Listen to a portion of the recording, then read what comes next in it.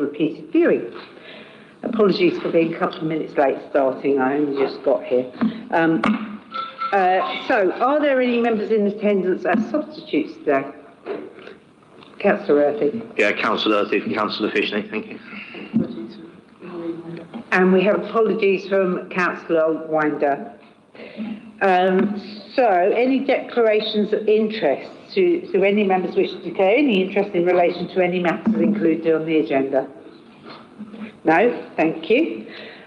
We have no Part 2 items today, so the press and public will not be excluded. So today we are holding a special place overview and scrutiny meeting as part of the budget scrutiny process. The minutes of this meeting and any specific comments made by committee members will be shared with the Cabinet to inform their planning. We'll be looking at the details of the budget plans ahead of the Cabinet meeting on 12th of February and Budget Council on the 26th of February. We are joined by Councillor Jacob Taylor, Deputy Leader of the Council, and Cabinet Member for Finance and City Regeneration, and John Hooton, Interim Director of Property and Finance, who will be talking to us about the budget and then taking questions from members. We are also joined by Cabinet members and officers who are on hand to help with any questions, and I'd like to welcome them all to the meeting. We'll start the meeting with a brief overview of the budget plans as they apply to this committee from Councillor Taylor. I will then ask each Cabinet member in turn, supported by Councillor Taylor and by relevant officers, to take questions on plans within their portfolio. Although we only have the one item on the agenda, this is an important subject for scrutiny, so I imagine there'll be a lot of questions to get through. Can I therefore please request that those asking and answering questions are as brief and to the point as possible?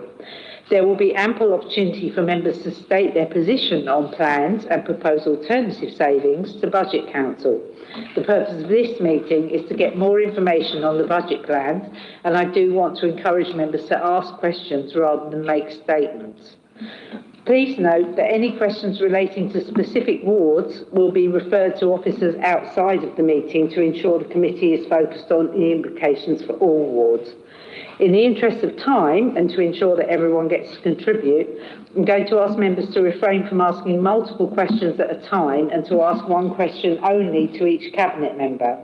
If you have more questions for the Cabinet member, and if we have time, I'll come back to you once everyone has the opportunity to ask something. I do want to give all members the opportunity to ask everything they want to, but to answer some of the emails that have been flying about, the intention is not to limit the number of questions. It is to just make sure, if we can, that there's a bit of a fair spread and that everybody gets to ask what they need to ask. I will move on to the next topic if I feel that we need to, even if there are questions still to be asked, but it will only be if I feel we need to. You know, there's bound to be some subjects that have more questions around them than others. We are in the process of setting up another special budget scrutiny committee in February when we will have the opportunity to scrutinise the budget at a later stage in the process, which will include the housing revenue account and any changes that have been made to the budget before it goes to full Budget Council on the 26th of February for approval. So that's that. There are no questions from the public. There are no member questions in advance. So I'd like to welcome Councillor Taylor to the meeting to give an overview of the budget plans for investments and savings. Following Councillor Taylor's introduction, we'll invite the relevant Cabinet members to answer any questions regarding their individual portfolios. Councillor Taylor, would you like to present to the committee? Thank you, Chair, and I'll take your steer to be as brief as possible so we can get to questions. And apologies to Councillors Meadow and Cantell, who were in the previous committee and heard a version of this a couple of hours ago. But I wanted to just give a brief overview, introduction of where we are in the budget process and the high-level position. So on the 11th of December, Cabinet published a draft budget for 26-27, which is obviously included in the papers here today that we're looking at. That budget assumed a budget gap of £24.9 million for the forthcoming financial year, and that's the budget that needs to be closed in setting our annual budget. I think it's worth just explaining and drawing out what that budget gap means, because sometimes when we say the budget gap of £24 million, people think, oh, well, your funding's been cut by £24 million, that's the shortfall you have to make up, or that's what you're missing. That isn't really the case, and it's worth us just teasing out what it's made up of. So within the cabinet papers that you've got in front of the committee, on page 20 as I see it, and in table 5.5, it sets out the high-level position. And the first thing to say is that the last line in the first section shows the funding changes, and what that shows is that our funding at the point of this paper being published assumed that our funding in our general fund would go up £16.9 million, so nearly £17 million. That's quite a large cash increase in terms of our overall funding, which is made up of various things, not least changes in our council tax base. That is then set against the starting point of general inflation. So general inflation, we talk about basically pay and prices and pension costs. That goes up by £9.6 million. So actually, we're getting cash funding and we're getting real terms funding that is an increase. It's a reasonably significant increase. The problem is the line that's set out, which is service pressures, and those service pressures amount to nearly £34 million as they were published at the time of the budget. So it's important for us to understand that overall funding is going up. The problem is a very specific set of funding and service pressures that we have as a local authority, which are not unique to us, but are particularly acute in some areas. It's also worth pointing out that it's often been talked about in the context of overall funding. Oh, is there more austerity or is there more funding cuts? Just understanding the funding position, which is to look back to 2010, which officers have kindly done, and drawn out the net general funds of every year since 2010. And it shows a very stark picture, which is that there were successive years under the coalition government where we weren't getting real terms cuts to funding. We actually had cash cuts to funding. So the actual amount of our general fund was going down for successive years. 2012, our general fund went down £9 million in cash terms. In 2014, it went down £2 million. In 2015, it went down £9 million. In 2016, it went down £11 million. Those weren't real term cuts. Those were cash cuts. Obviously set against the context that we're now looking at, which is that last year, our general fund, the changes in grant, but also council tax changes, etc., then our budget went up by £18 million, and the budget we're looking to set next year is going up by nearly £17 million. So it's quite important to understand that context, that we are getting funding increases. The problem is the service pressures that we face, which in my opinion are the consequences of the austerity policies of the previous government and the consequences of the failed housing market that we have in this country, which in turn is a consequence of the Thatcher policy of gutting social housing. So what have we got to do as a local authority? Our starting point in setting the budget and what we have in front of us is to say that actually almost all of those pressures do not come from the service areas that this committee has overview for. They almost all come from our people and demand-led services. So, at a high level, just to give councillors some context, last year in the budget that we set and the budget we're living with now, we had a budget of £8 million for homelessness and temporary accommodation, and that's a net budget. That's after we've taken out housing benefit that we can contribute towards it. What does it cost our general fund, our taxpayers, in providing temporary accommodation for homeless families and individuals? And last year it was £8 million. We're forecasting, based on real pressures that are happening now, that will increase by £12 million to £20 million in the budget next year. So more than doubling the cost pressure to the general fund of temporary accommodation and homelessness. And adult social care is a little bit less, but is about 9 million. So those two things together make up a significant proportion of the overall pressures. And so that is really the story of this council. And in many ways, it's the story of local government around the country, which is those demand-led pressures, particularly homelessness, particularly adult social care, and in some areas, children's social care, although less so in this authority, are effectively overwhelming the other general services that tend to fall in the purview of this committee on place. So what are we doing? The starting point in the budget is to try and mitigate those pressures.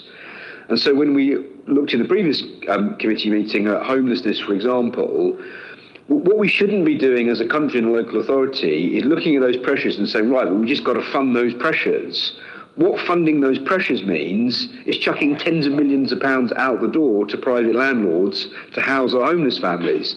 What we actually need to do is fix the underlying issue. We need to fix the broken housing market, we need to fix affordability, and we need to get less homeless families out of temporary accommodation into secure accommodation. And the best way, in my opinion, to do that, in the opinion of this administration, is by buying and building rapidly as much social housing as possible to get people into secure accommodation. And I think that's the answer nationally.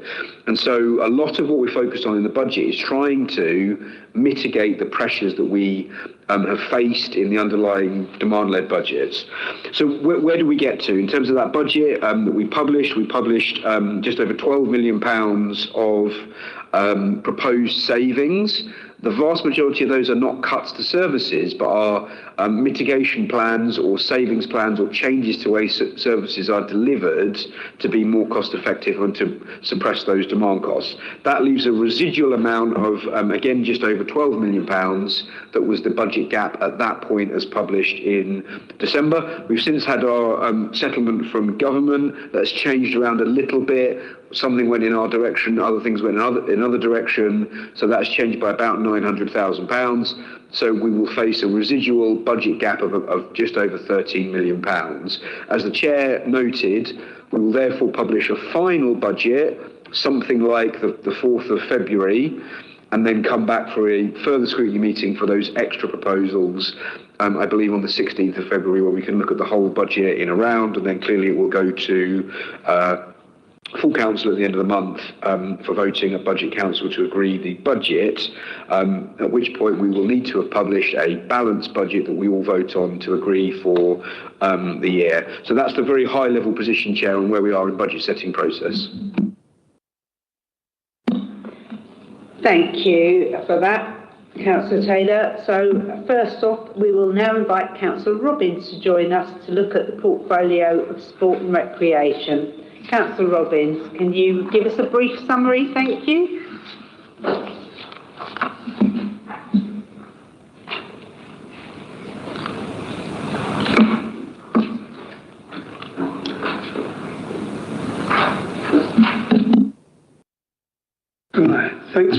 Thanks very much, Chair, and good afternoon, everybody. One balance him on my nose. Yeah. So the focus of the budget strategy across city operations is to support income generation and financial sustainability of wider council, given demands on areas such as temporary accommodation. Across parks, this will focus on how we protect the use of public space whilst bringing income where it is appropriate to do so. We are reviewing parking charges in certain park locations. We are reviewing our sports offer across the council to respond to customer demands and changing patterns for sports activities such as the increase in paddle and the use of our land for other activities such as BMX track. Longer term, we are looking at opportunities to streamline ground maintenance, and any saving in this area would come in a longer term once we have had the opportunity to work through how digital and new technology can support how we care for our open spaces.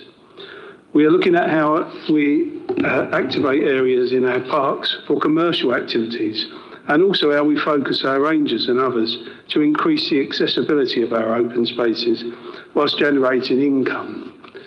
So that's a summary of what we're doing. So now we'll take any questions that people like to ask. Councillor Sykes and then Councillor Meadows.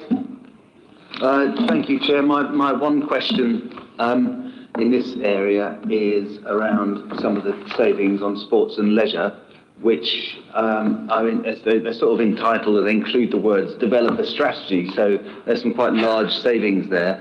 So I assume these aren't going to be full year savings next year. So there's an implication in terms of the one-off funding required while those savings are being developed. And there's also, I suppose, uncertainty about whether or not those savings will deliver. So I suppose wonder if you could go into a bit more depth on those savings. So 50k sports and leisure, 250k sports and leisure, 100k. There's another one. So it's quite chunky savings there, and they all would seem to be part year savings. Partiality, Ali, it's normal. Ollie, you seem to have answered after questions you posed in the first place, but I'll pass you over to Ali, who will answer the other half. Yeah, thanks for the question. So the strategy that's referred to is our commercial strategy, and we've recently appointed to a new post, which is our commercial executive post, and that's a new post to look at activating some of the ideas that there are across the council. Some of the specific things we're looking at are expressions of interest around some of our sites. We've got an expression of interest that recently went out around Black Rock, so that's something specific that goes against that target of 250. We're also looking at pop-up concessions along the beach and making sure that those are all in line with the type of city we want to be and our council plan.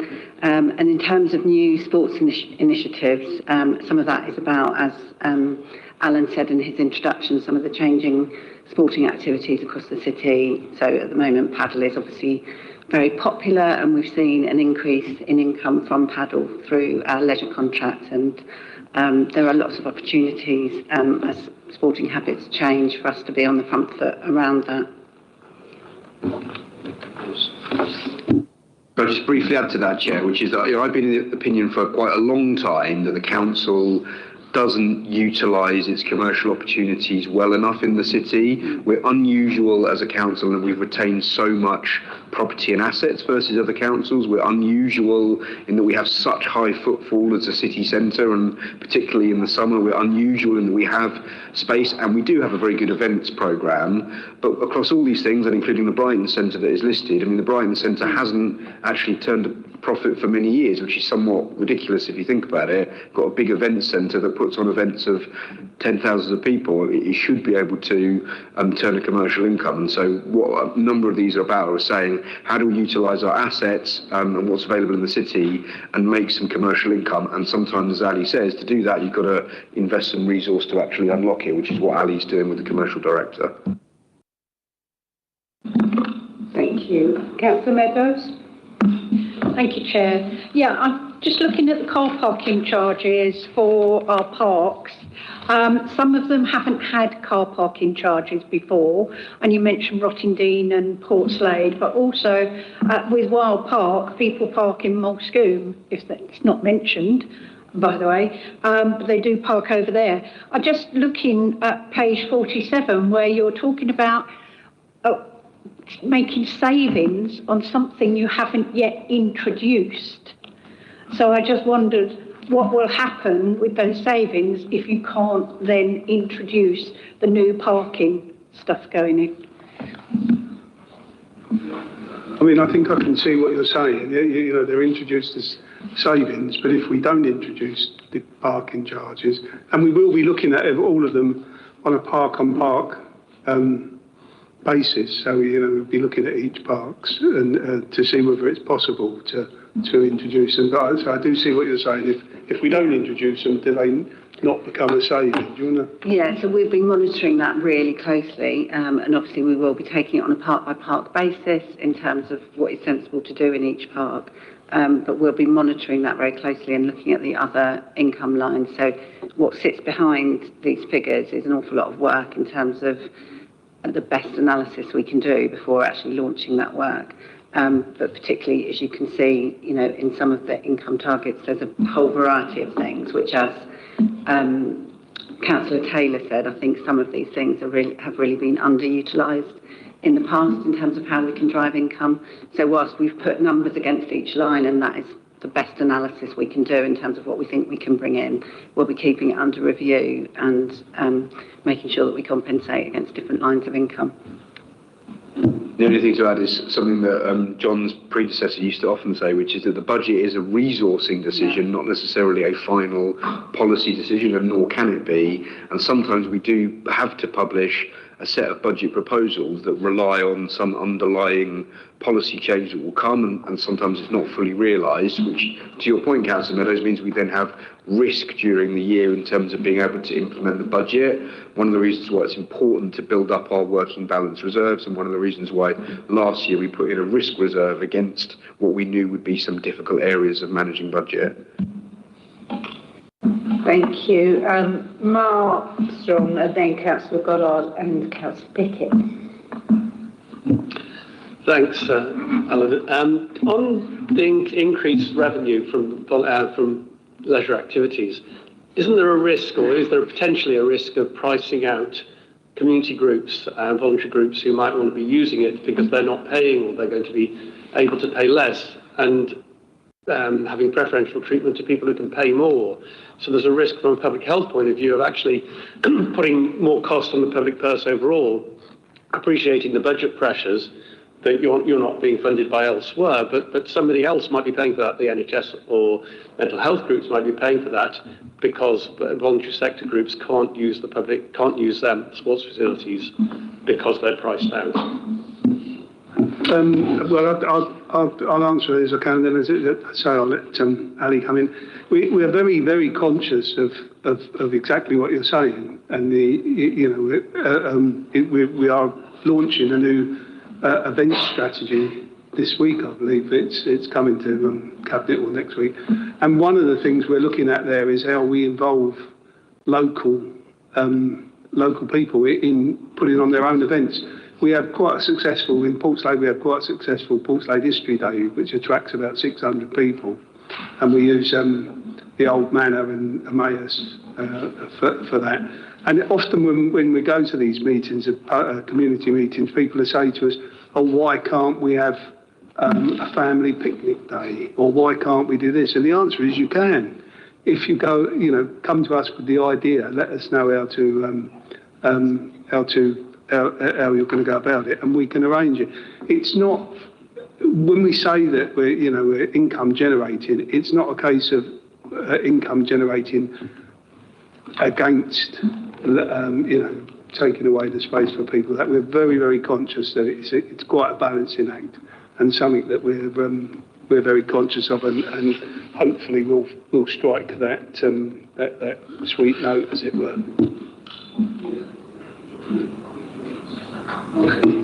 And so just to specifically answer the point as well about leisure activities, so we're not proposing in any of these proposals to put up sort of current prices within the leisure contract. And I know, for instance, and we were at the opening of Portslade Gym, for instance, this week, and half the people at the opening were people from the school next door who obviously have arrangements to use that gym. So there is a variety of arrangements, and I can come back with more detail on how the community use our facilities through the current leisure contract. And one of the things, for instance, that's been protected is free swimming for children and young people through the leisure contract. And we're really looking at the future leisure contract and how do we protect those types of activities. But it's a really good point, and I will come back with a bit more detail about how the current contract serves community groups.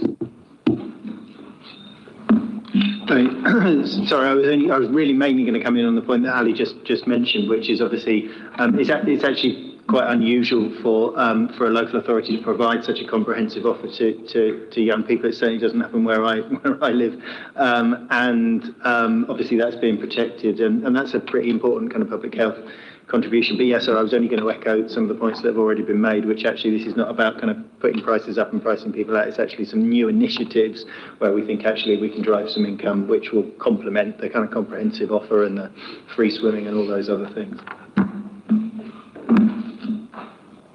I suppose it's worth just making one more very quick point, is in terms of the way the leisure contract runs, some of our more profitable parts of the leisure contract support subsidising sport in other areas of the city, and we're very mindful of that and looking to sort of increase that. Thank you. Councillor Goddard. I'd just like to pursue this whole area in terms of income generation. It features quite highly in the report, commercial thinking. One of the challenges for the council is you've actually got to behave commercially. And I think Councillor Taylor's being polite when he talks about underutilised. I think compared to other authorities, we are really in the foothills of thinking creatively, thinking with imagination, and thinking with verve in terms of this commercialisation strategy. Completely agree with Mark around protections, absolutely fundamental, but in terms of, let's take what Councillor Robbins was talking about, paddle, I'd imagine the LTA would estimate that a city of this size should have something like 60 to 80 paddle courts. How many have we got? We're going to add another one or a couple up at Withdean, for instance, the same operator as the seafront. There are loads of commercial operators of paddle courts. We should be thinking in the 10s, 20s, 30s, 60 to 80. It's quite obvious that the city's crying out for paddle. If you've ever tried to book a paddle court, you know that the need is there. Also, time and time again, since I was elected in May 23, we've spoken about murals. We've even approached the council with money to pay for a mural, and there is no strategy, there is no process, and apparently there is no capacity to add street murals across the city. So easy to say, commercialise, easy to talk about income generation, but actually you've got to change the culture, you've got to change the way that you relate to business. Even when money is there, I don't think the council is fully equipped to take that funding, and that is rather sad. It's sad in terms of services, sad for residents, but also it's even more challenging for this budget. Well, and just on that for you, Chair, I think I would agree with Councillor Goddard that we should always be, as a council, aspiring for better and more in every area, including commercial activity. But we also shouldn't throw out and ignore the things that we already do comparatively well. And actually, our events programme is the envy of many small cities in the south of England. I mean, most small cities don't have the flow that we get with Pride and the concerts, and we do make a commercial income from that. And then the other one is obviously our commercial property portfolio, which is absolutely the envy of most of the local authorities. Most authorities don't have anywhere near the scale of commercial income that we get from our property portfolio, 8-9 million. Most authorities have sold that off a long, long time ago. So look, we do have some areas where we are generating good commercial income, but I agree with the spirit of what Councillor Goddard is saying, is that we should be pushing to do more, and you've actually got to devote resources to do it. And resources are very tight within the council. Officers are obviously very focused on sorting out the basics, on balancing budgets, on reorganising teams, etc. But that's one of the reasons, as we've suggested, in getting a commercial director in. And the commercial director comes from the private sector and indeed used to previously negotiate with us on the other side of the table, so does have a commercial mindset. So I'm hopeful that we will see an improvement in overall culture. Thank you. Councillor Pickett. Thank you. My question's again related to venues and events. So I note that the report says there's an aim to increase outdoor events income over the next 10 years. I know that a lot of the outdoor events are already, residents feel that there are already far too many. So is the expectation to increase that number of events in parks, for example?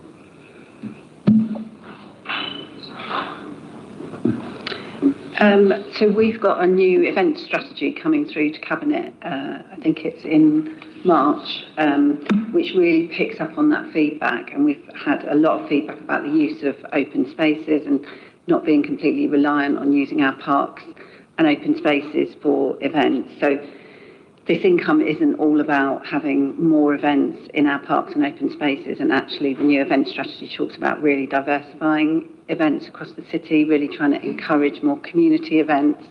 So the income around events also is around increasing the income we get from filming in the city, increasing the income we get from things like weddings in the city. So we get a certain amount of income from weddings, for instance, but actually we can broaden our offer in that type of space. So it's not just about events, and actually some of our aims in our event strategy is about having more community events that aren't about being income driven. Just to add that we are really conscious of the the two, not opposing is not the right word, but the two conflicting sometimes, that we put events on in parks, and that means that the residents and general public can't use that space for a while. Then we have the reinstatement thing, and often we're asked, why is the grass left bald in August with the sun shining too much, and we couldn't reseed it even if we wanted to. But it is something that we're conscious of, and it's something that it's a balancing act, something that we need to get right. And quite what Councillor Goddard is saying, we need to show that we're thinking and commercially trying to raise, because there's nothing, there's no more savings left to make hardly. So it's now a time when you have to start to think about generating income, and that's what we've got to do. That's what we've got to think about. But at the same time, we've got to look how we accommodate people who live here, the residents who might want to take the kids down the park, or play football or do whatever. So it's a balancing act, but it's one we're very conscious of, and one we understand. Well, I hope we're beginning to understand and beginning to work with residents to try and square the circle, as it were. Thank you. Mary Davies online. Hello, thank you. Can I just check, is this the appropriate part of the agenda to question the increase in charges in the car parks of parks? Yes. Okay. So I'd like to make a comment about the equality impact assessment relating to that. This impact assessment does talk about the lack of access to smartphones that can limit access due to reliance on pay by phone. It also references low income and not being able to afford paid parking as a cumulative impact on cost of living increases, and exclusion due to disability. Rather bizarrely, in the opinion of the Older People's Council, it then says that the impact for these changes would be 1 as the lower end of the impact scale, 1 to 5. And from the position of the Older People's Council, we would like that to be revisited as an impact assessment, because we're aware of older people who live on their own. That's 40% of older people in this city, and people with disabilities, where there's an increased cost relatively in their cost of living to be able to go out. And if the rate of payment is required in parks increases, that will have a detriment, possibly meaning that they won't be able to access it. And it just seems beyond credibility, really, to say that the impact of all of that is at the very lowest end of the scale. So our request is that equality impact assessment is revisited. Thank you.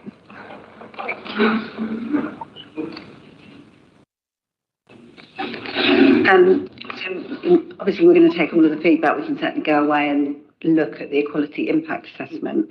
And I suppose just to say the sort of park by park review, we'll consider all of those issues as we look at what's appropriate for each park.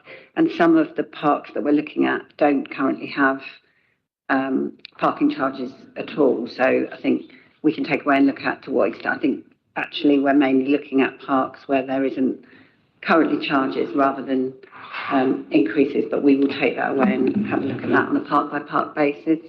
So appreciate the feedback. Yeah, I think that's right. It will be done on a park to park. I think that's the important thing to take away, that we're not saying these are the parks that we're going to impose this on. We're saying we're looking at the possibility of these parks. I mean, it may be that some of them are just not suitable to put a charge on. And as an older person myself, I appreciate exactly what you're saying.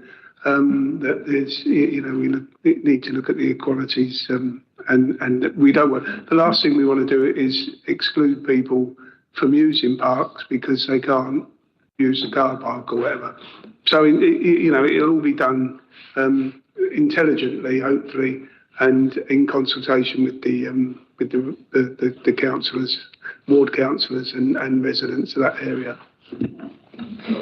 So yeah, it's probably worth saying we've been, relatively conservative in the saving proposal against that one, specifically for some of the reasons you're highlighting, and the need to look at it with great care. Thank you. And finally, Councillor Ertley, and then we'll move on to the next one. Thank you, Chair. Table 3 on page 19. I just want to query the short-term borrowing costs for the King Alfred Leisure Centre, which I'll read this right, is £634,000. That sounds a lot of money. Is that a fixed or a floating liability?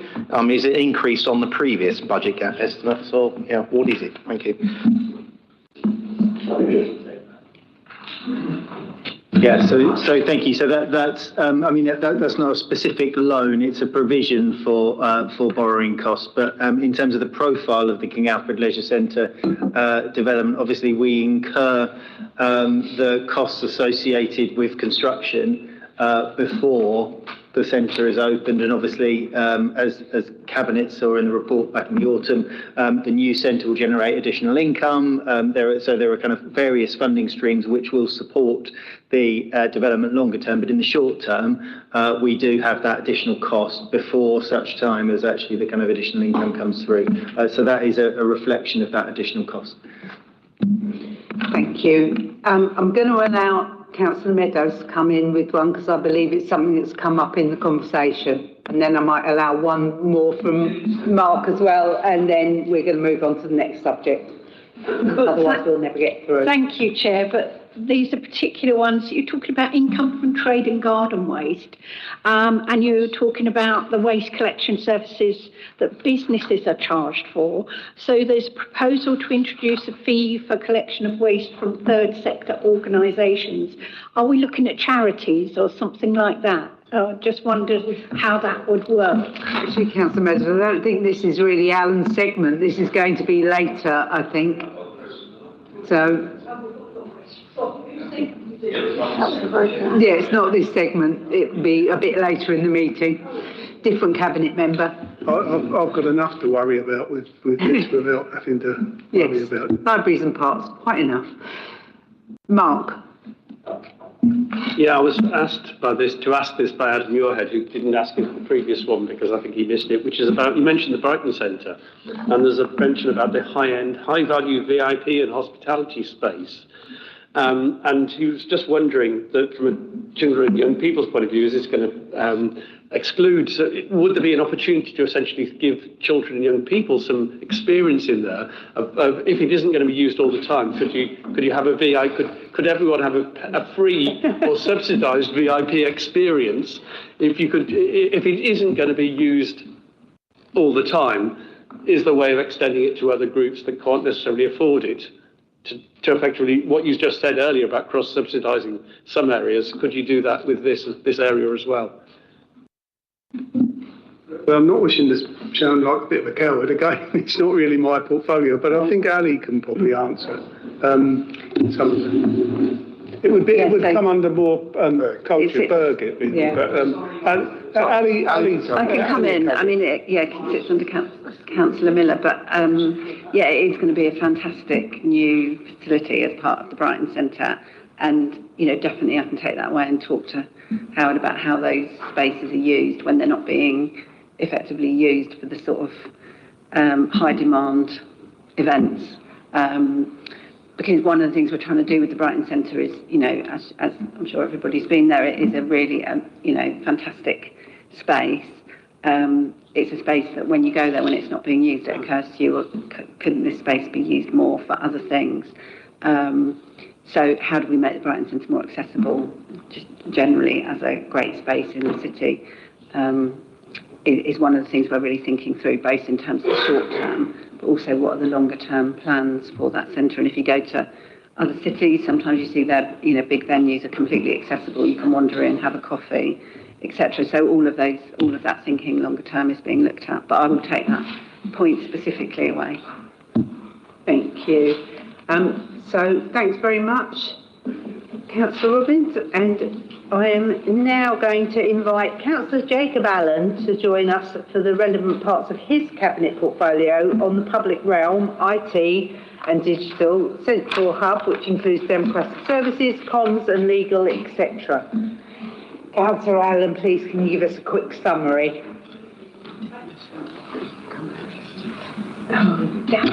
Yes, I can. Good to be back in this seat. So, on this half of my portfolio, as you you just explained, public realm, although I want to caveat that with that a lot of the budget items within the papers are more specifically about environmental services, which Councillor Rokins will cover. I then decide how to marshal them, whereas he decides how much everyone gets. Central Hub, which covers a lot of the council's statutory responsibilities, such as registration services, legal and governance, democratic services, electoral services, land charges, and the mortuary and coroner service, and IT and digital, which is a big part of this budget. In fact, we're bringing a paper to Cabinet on Thursday that recommends setting up a sovereign IT&D service focused on the needs of Brighton and Hove, and it's within this context we're considering savings from that function, while committing to making wider investments via the Innovation Fund across the MTFS of at least 1.5 million per annum, and that's a result from the disintegration of the Orbis Partnership for IT&D, which we share currently with East Sussex County Council and Surrey County Council. We'll be investing to ensure this function is resilient and able to support the organisation's digital transformation and work that will see the increase of technology such as AI and predictive analytics to help us reduce demand through early intervention and more efficient processes in some of the areas that are especially straining our general fund budget. In terms of savings across the Central Hub, the budget proposals in front of you are focused on restructuring teams so that they reflect demands and capacity, while streamlining our ways of working in a lot of areas. And so I welcome any questions you may have.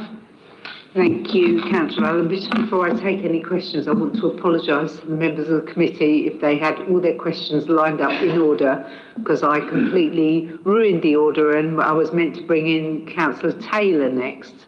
So I got the wrong Jacob. Apologies for that. Jacob's here for the whole meeting. Well, Chair, anyway, the Albion kick off at 8, so that works for me. Yeah, marvellous. And Jacob's here for the entire meeting anyway, so it's now skin off his nose. But I apologise to members of the committee for getting them in the wrong order. Any questions? Anne Meadows and then Ollie. Thank you, Chair. At a previous meeting, you were talking about the Royal Albion, and I just wondered, the £1 million that the council's owed from some of the demolishing that had to be done, is that from your department specifically, or is it from the general council fund? It's actually from my department, Chair, under sort of place planning, property, and just an update on that. And it was reported in the press. We have now recovered the vast majority of those funds. So at one point, the total claim that we had reported was 1.7 million, I think. Over 1.2 million of that has now been reclaimed. We had 2 large payments in October and December, and we're now negotiating just the residual amount with the owner. Thank you. Councillor Sykes. Thank you, Chair. I've got a question about Orbis procurement, which overlaps with Orbis IT. I don't know if that's for Jacob or for Jacob, but I'll put it anyway. There's a sort of seems like there's a contradiction here, or between the papers we're looking at today and what's coming to Cabinet later this week. You talk about a 250,000 saving against the Orbis procurement line and the changes there, but the paper later this week, if I'm not mistaken, talks about an unavoidable additional cost of 457k, which is I think that's more associated with the IT side, and it seems like the changes in Orbis are happening against our will, and we have no choice but to sort of accept what's happening there. So I just wondered if you could provide a bit more information and clarify that point. Thanks. Yeah, by all means, like my colleague Councillor Robbins said, you've answered your own question. Yeah, the savings come from the procurement side, mostly, of the Orbis partnership, where the cost pressure on our budget comes in is in the IT&D space, which can be split into lots of different kind of functions. One of the ones which, in fact, I've encouraged Scrutiny to take a look at is around our cyber, which is something that keeps me up at night. It's something I think we need to do a lot more in this organisation, and it's this kind of investment that will bring us to a better place as an organisation. There's also a lot more we need to do around the teams, upskilling the team around digital, so that we're an organisation that's fit for the 21st century and all other kind of buzzwords like that. But that's why there's that kind of contradiction, as you say. Thank you. Councillor Goddard.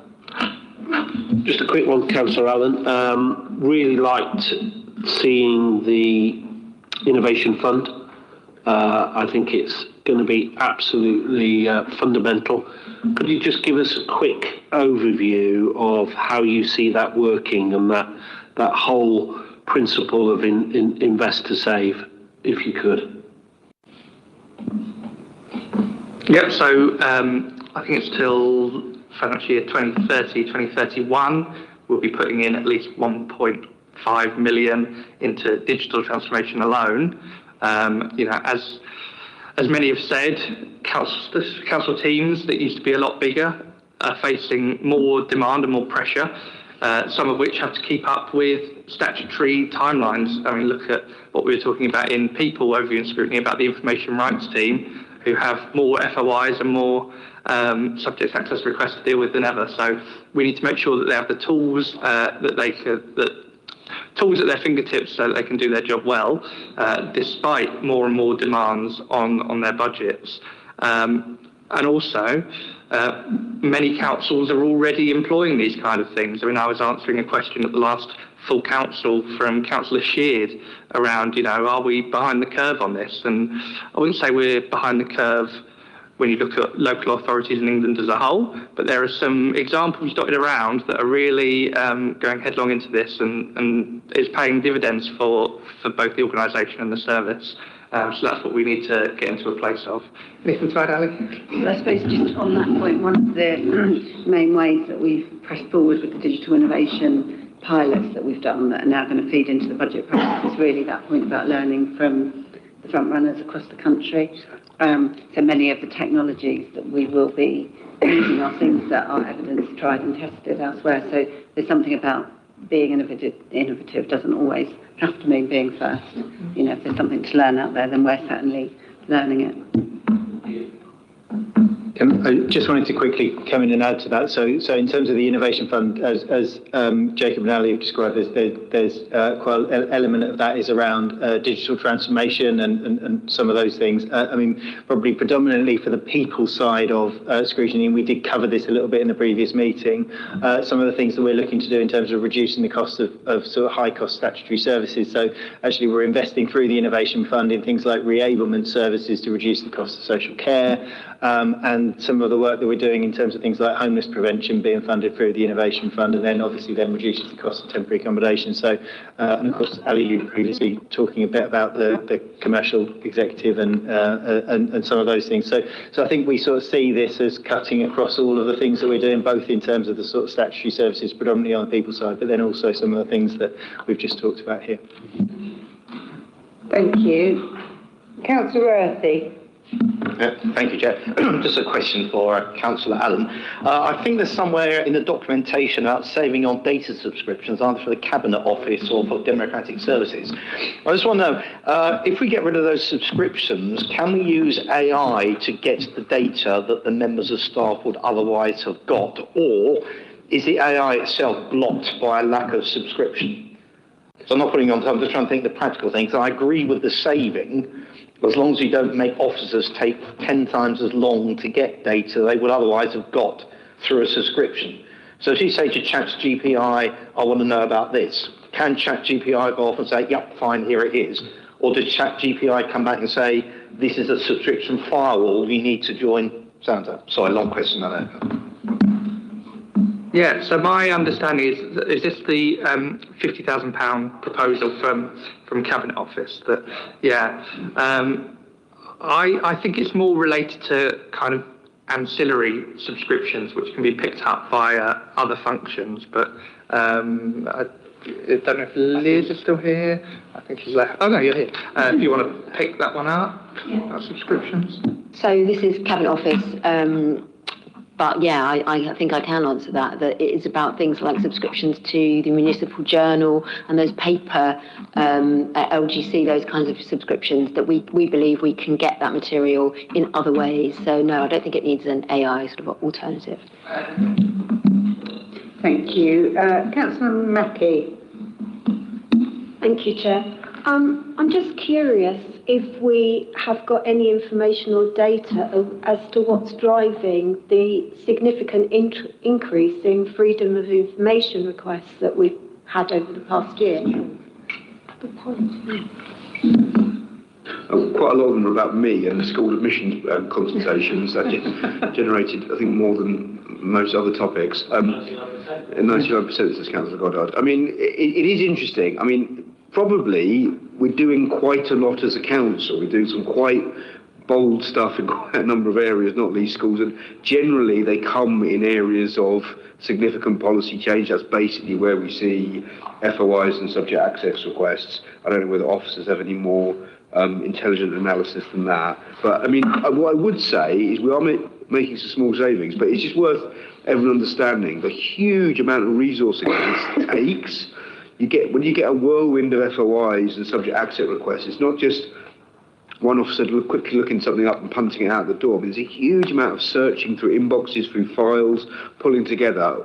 Whether it's a great use of public money, I don't know, although of course we support the principles of transparency. As it currently works, FOI is a very, very resource-intensive process.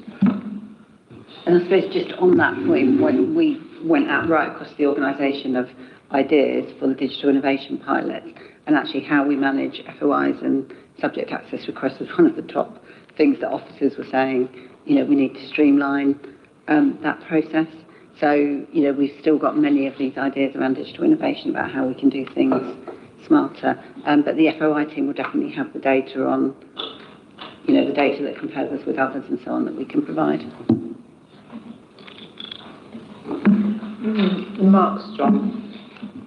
Just want to come back to the subscription side of things. I mean, I like that up and thought that there's a risk of, if you don't pay for learned and informed somebody else who's an expert in that area, I mean, I use that personally for my work, then you risk having people who aren't necessarily trained. And I'm afraid, disagree with Councillor Earthy on the use of AI. We've seen some high-profile cases recently, last week, about AI misleading things. And I think if you used... By the time you use AI to try and generate some information like that, the chance of getting it wrong is so high that you end up spending so much officer time trying to get it right, you may as well just have paid for the sub and got a professional to do it in the first case. And I just wanted to ask about that risk, because I think that is a genuine... We've seen high-profile cases, police, basically. And I just want to just comment just from a personal point of view. I'm invoicing another local authority who I won't name, who can't pay me because they've had a cyber attack and everything has gone down. And me as a small business, I'm not, I can manage it, but lots and lots of people will be unable to, get money to eat because they can't get paid. So it's not a trivial thing, that risk, and I think that the more you've got to put effort into it, so commendable that you're doing that properly. Thank you. Yes, completely agree with Mark's comments there. I mean, on the subscription cancellations, of course, it's not a statutory responsibility that we have to have all these subscriptions to different magazines and services. So it's something we have to kind of put on the table at this point. Also, of course, it's important to say that the way we train staff, especially in areas like electoral services and democratic services, is not by letting them read a magazine for an hour at their desk. It's by doing proper organisational, personal and career development, and that is something that that is staying and that will be part of a restructure going into the next financial year. Thank you. Sorry. Oh, it was just a quick point that it's not a cancellation of all subscriptions. So, for instance, we are members of the LGA. So I think there is something about us making absolute best use of the subscriptions we do have. And, we're members of the LGA, we're members of South East Employers, and there is some fantastic training we can access through those subscriptions. So I think it's about making best use of what we will continue to do. Thank you. Councillor Pickett. Thanks. I know there's a point in the report that says due to LGR, the council might lose 600,000 legal services income. I just wondered, are there similar services that, or other things that we should be aware of that might be similarly affected? Well, I'll answer part of the question and turn to Liz on the legal bit. There are other services that we bill out. One of them is the finance service, and in fact, we've actually got a very, very small potential income line in the bit that I'll present next, which is about a small increase in the fees for finance services to other services. But I don't know whether Liz wants to come in specifically on the legal point. Yes, absolutely. I think, and I hope there's not a typo in the papers, but it's not a £600,000 figure. There's a particular contract we were identified that we do external work for East Sussex Fire and Rescue Service. We provide their legal and monitoring officer advice. So that will be up for renegotiation. So that's a potential risk that we've identified, but the amount will be approximately £100,000. And obviously we'll double check that the papers and those figures are correct. If they're not, we will correct them. But of course, and I defer to you, Chair, as the resident expert, the East Sussex Fire and Rescue Service will go to the mayoralty, so that would have to be something we would have to look at anyway. Indeed. If I just want to come back, because the overall income in legal services is approximately £600,000. The amount at risk would only be small, that one contract, which is approximately £100,000. But I will go back and double check that that's presented correctly. Thank you. Right, well, thank you very much, Councillor Allen. And, well, I'm not going to apologise for putting you in the wrong order, actually, because you're really pleased you get off early. But I am going to move back to the correct order now, and we're going to move on to Councillor Taylor and the finance portfolio. Whenever you're ready. Thank you, Chair. And I'll be very brief because a good chunk of my portfolio doesn't actually sit in the net general fund, the revenue fund. So sort of major projects and city regeneration are largely big capital projects that I oversee. And then on the school side, sort of school finance, which I oversee, is again not general fund, although school finances are mentioned in the budget. So just a few things just to point out in the other parts of my portfolio. So within finance and property, there are some savings and income elements.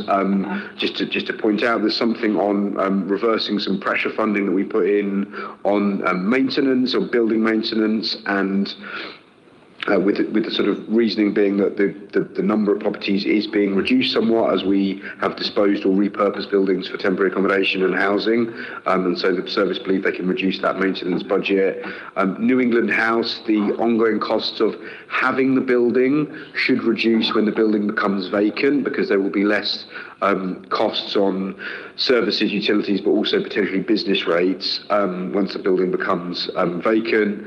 There's obviously a proposal related to Bart's House and reducing costs. That appears in two different line items. The one I just mentioned, which is a increase in the billing out of our excellent finance team who provide services to South Wales National Park and to our housing joint venture. And then the only other ones to mention, which are not within that portfolio but are within place, are some relatively minor changes related to the planning team. So it's only 60,000, but some of that relates to efficiencies in terms of planning service provided to the large panel system programme. So at sort of high level, those are some of the proposals that sit within finance, property and placemaking. Thank you. I don't know who was first, but Councillor Meadows, Councillor Sykes. Thank you, and thank you for that.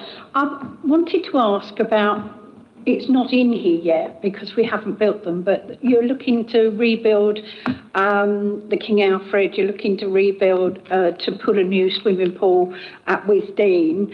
And when I was at Audit and Standards the other week, just before Christmas actually, we were talking about the budget in terms of high level, and they were talking about the past, so to speak, and they were concerned about how much our borrowing costs are and to make sure that we're not borrowing too much to build too quickly.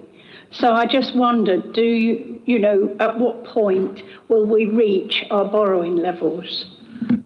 Yeah, and it's an important point, and as you say, imply, Councillor Meadows, obviously our borrowing costs are capitalised and borrowed against. You don't have to pay them all back at once, but you have to pay back part of them through your net general fund contribution. But there's an important principle that to build stuff, it costs money. And to rebuild a city and to maintain its facilities and make sure that residents get top-class facilities like the one they're going to get at Wisdean Swimming Pool or the one they're going to get at King Alfred when we eventually build it, it does require money. And actually, in many of these areas, my view is over 10, 15 years, we kind of got behind the curve building out our services for residents, and it does cost money. But I think that's what residents want us to do. I think they want us to invest in these key frontline facilities that residents get to use. In terms of borrowing, there's a few different ways to look at borrowing. We are absolutely not an outlier in terms of borrowing. We're not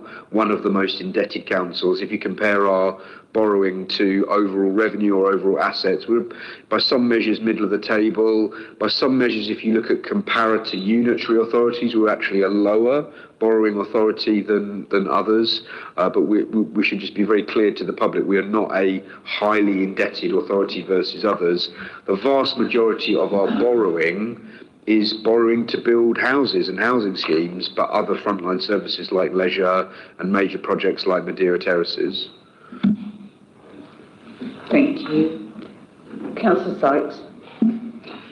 Thank you very much, Chair. I'm just going to very briefly comment on the previous legal services thing. I'm just looking at the narrative, which says under delivery impact, there's an additional risk of losing much of legal services, 600k external income post LGR and Vivo. So, I mean, if that's incorrect, then, but I think that was a point that my colleague was making. My question is slightly higher level, if you don't mind, Councillor Taylor, so your overview role as finance lead, and I think it was a question which was accepted by the previous scrutiny meeting about having a paragraph in the papers about what advocacy we're doing with central government. So I just wondered if you could say something about how we're representing the authority with central government, how we're doing that through the LGA, and whether given the difficult financial situation that we're in, we're talking about things like more council tax flexibility, more regulation of short-term lets. Is there any potential use of exceptional financial support? Are we looking at PCN flexibility? All these things which are regulated at a national level, which could have a big impact for our financial situation. Thank you. Thanks. It's an important question. Obviously, we formally responded to the fair funding review and made our views clear through that. We covered that a little bit in the previous session as to some of those changes. I mean, to be clear, we're not having our funding cut. It's not going up as quickly as we had thought it might based on the previous settlement. And broadly speaking, it's fairly... The formulas are complex in what's happening. There's things going in differently. But broadly speaking, we're not getting as big an uplift as some other areas based on deprivation. So some of the areas that are getting real uplifts in funding, Bradford, a city and a leader who I know well, they've got very, very stark deprivation, higher levels than we do overall. We have pockets, obviously, of deprivation in the city, but we're about mid-table versus all local authorities and deprivation index, and so that we haven't had huge uplifts because of that. And by the way, I support that overall principle. I think it's right that the Labour government is trying to provide more funding to areas of deprivation, areas that were so scarred by Thatcherite policies in previous decades. In terms of other representations to government, yeah, we do make various representations. And actually, to pick up specifically on your question, one of the things that I mentioned earlier and that we are asking for is we think the government should give us the tools to effectively fix the homelessness issue. As we've been reported, we're very serious about buying properties as quickly as possible. I think we've got a moment in the market at the moment where landlords are exiting the market for different reasons. Some of it's to do with renters' rights, some of it's to do with financing and tax or whatever else. People are leaving the market, which, by the way, in the short term is meaning that there are more evictions, particularly in advance of the changes on Section 21. My view is that it's a structural time for the country and particularly this city to intervene and effectively buy that stock.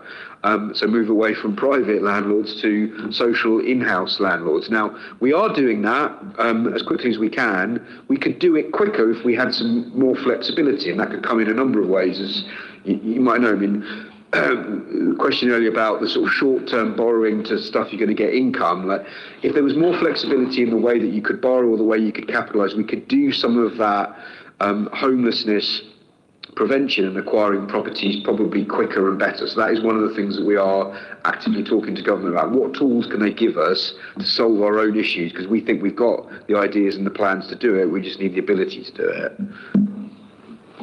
Thank you. Actually, I want to, before we move on to the next one, I've got, we've got Councillor Earthy after me as well. I want to ask a question that's related to what you just said about the indices of deprivation. That clearly, I mean, I agree with you about areas that have severe deprivation should be prioritised, you know, and you mentioned Bradford.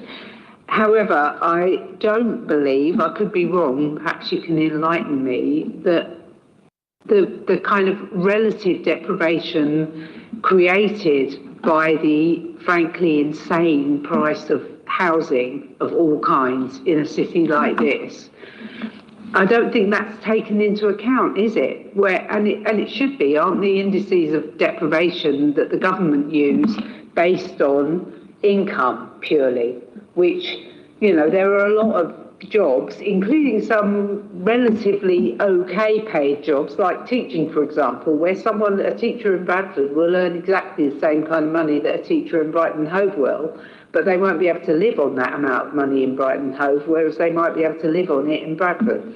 Yes, I'm going to come in and then John's going to come in on the technical answer. But to answer your question, I agree with you. And effectively, the problem in this city is an affordability problem. And this is not just us speculating. We all know it for our own casework. But there was a study last year that concluded we were the second least affordable place to rent of all local authorities in the country, and that's comparing average wages to average rent. So we are really unaffordable place to live, and that obviously drives the core issue that we have in terms of homelessness and temporary accommodation, which the government overall funding doesn't necessarily capture it perfectly, and indeed they have some things that look at universal credit and otherwise. However, in speaking to the Minister, Minister McGovern, who's relatively new in post, you know, she's very clear about the pressures. They're not unique to Brighton. There are other southern cities that have similar problems.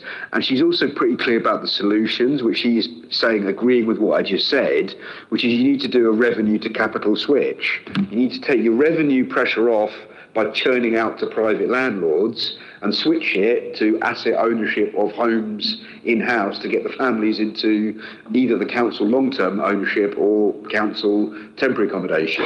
And so that's sort of my point to Councillor Sykes, is that's the bit I'm pushing government on, is can we get the tools to accelerate that process of bringing accommodation in-house? But John, do you have a point on the funding element? Yeah, the funding element, I mean, really quickly in terms of the indices of deprivation. So when originally consulted on back in the summer, the formula was based on indices of deprivation without taking into account housing costs, and that is really challenging in areas with high housing costs, as you've described.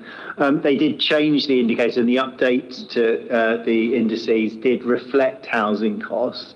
But I think, you know, it's probably fair to say not as fully as they needed to deal with some of the emergency and temporary accommodation pressures than we have in the city. So it was reflected in a different way after the consultation, probably due to all of the lobbying that I'm sure sort of, you know, cities like ours and others made. But yeah, so it's reflected, but probably not sufficient to fully address some of the pressures that it causes us. Thank you. Councillor Earthy. Yeah, thank you, Chair. Is this the right point to ask Councillor Taylor about the Risk Reserve Fund, or is that another session? Okay. Yeah, no, just fine. Yeah, I've seen the figures about the release of £1 million. I do have to confess, I am extremely nervous about that transfer, not that there's anything wrong with it. It's just that all the documents and things you provided are telling us that the reserve fund is already at a kind of critically low level, and we're going to take another £1 million out of it.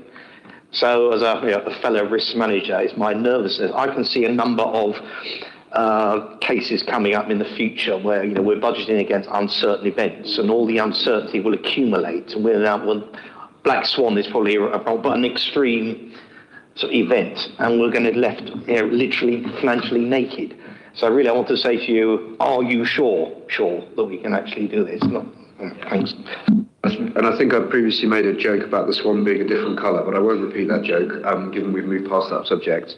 But to answer your question, yes, in a sense you should be worried, and that's what the LGA peer review and indeed our own auditors have told us for some while, right, is that overall our reserves and the different types of reserve, you've got the working balance, which is basically your general cash reserve, you've got earmarked reserves, and then at times we have put money into an in-year risk reserve, that really those aren't of the right scale versus the overall size of the authority. Because as you say, I mean, the authority is what, £1 billion as a gross budget when you include everything, and then the net, and then the general fund is 400 odd million, and the net general fund is about 280 million. But we have to provide statutory services. So at any given time, as you say, Councillor Earthy, something could happen that would cost you 3, 4, 5 million quid. And do you have the reserves for it? So you are right to say that actually at the moment the council doesn't really have the right level of reserves that we would want to see. We have been building them up over the last couple of years, but I think there's definitely more to do. John, anything to add?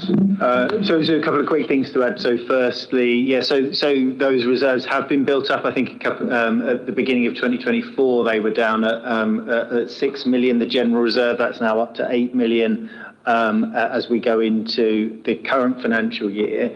I echo everything that Jacob's just said. We do need to build up our reserves for an authority of the size we are. The specific recommendation, if it's the point you're making in the report, is actually to transfer some money from our earmarked reserve, so they're earmarked for specific purposes, and actually move that into our risk reserve. So we're not spending that, we're moving it from earmarked for particular purposes. And we went through a process of identifying actually there's some money held aside by services who thought actually we might be able to use that in the future but didn't have any firm plans. So we said we'll move that into the risk reserve so the council has more in its risk reserve. Now, I can't guarantee we won't need to draw down on that as we have risks going throughout the year, but it was a move from sort of a service earmark reserve through to the council's general risk reserve. So I'll just come back on that. Yeah, I can appreciate that, and that's fine. I'm just thinking, though, applying sound risk management principles, if these events happen, they happen, and it won't actually be your fault. So if the government sends you into special measures or whatever, to me it sounds like an injustice. It's just the way the numbers have fallen. And until central government accepts the number of things we're budgeting for are risk distributions and not discrete numbers, we're not going to get anywhere. Thank you. Thank you. Okay, so we are now going to move on to Councillor Rokin. So I'm going to invite Councillor Rokin to join us for the net zero portfolio.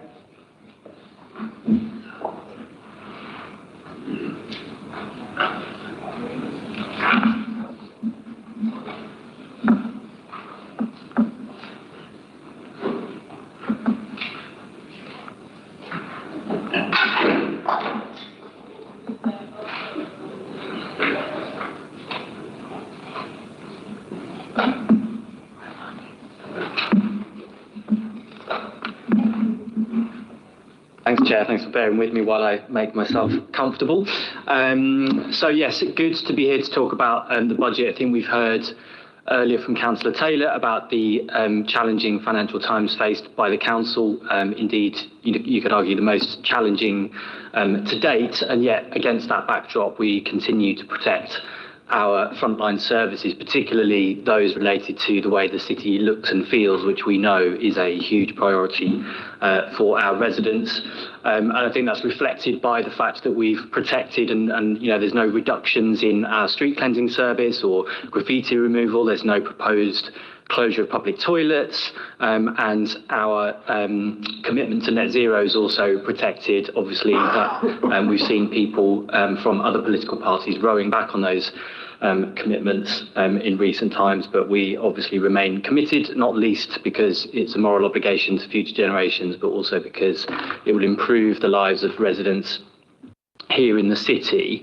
However, some savings are possible, and I think you can sort of broadly discuss those in themes around efficiency and innovation and what has been mentioned already on at least a couple of occasions, which is a sort of more commercial mindset in some key areas. An example of that is our graffiti service. We obviously grew that team a couple of years ago because we were aware that that is a big concern for people in the city.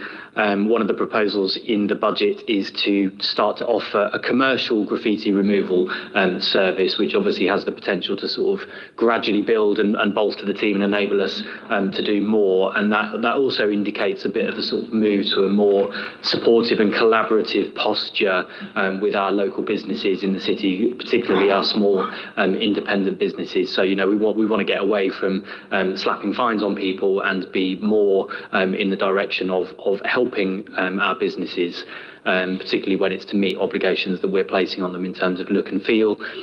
Trade and garden waste, there's a pretty substantial saving in there of 340k. That is not just, really sort of crossing our fingers. That service or that group of services has been expertly shepherded by a very, very good officer indeed. And that service has gone from consistently underspending 3 years ago to now bringing in substantial income for the council, and that is continuing to grow, and we continue to sort of put effort into that. So we're confident that we can bring in that saving. And then there's other things around look and feel. The events programme has been mentioned earlier. We still don't fully recover the costs of clearing up after our events, and so one of our proposals here, which has a saving of £100,000, is to fully recover the cost of those events. So, in other words, making sure that event organisers are really sort of covering the cost of the clean-up.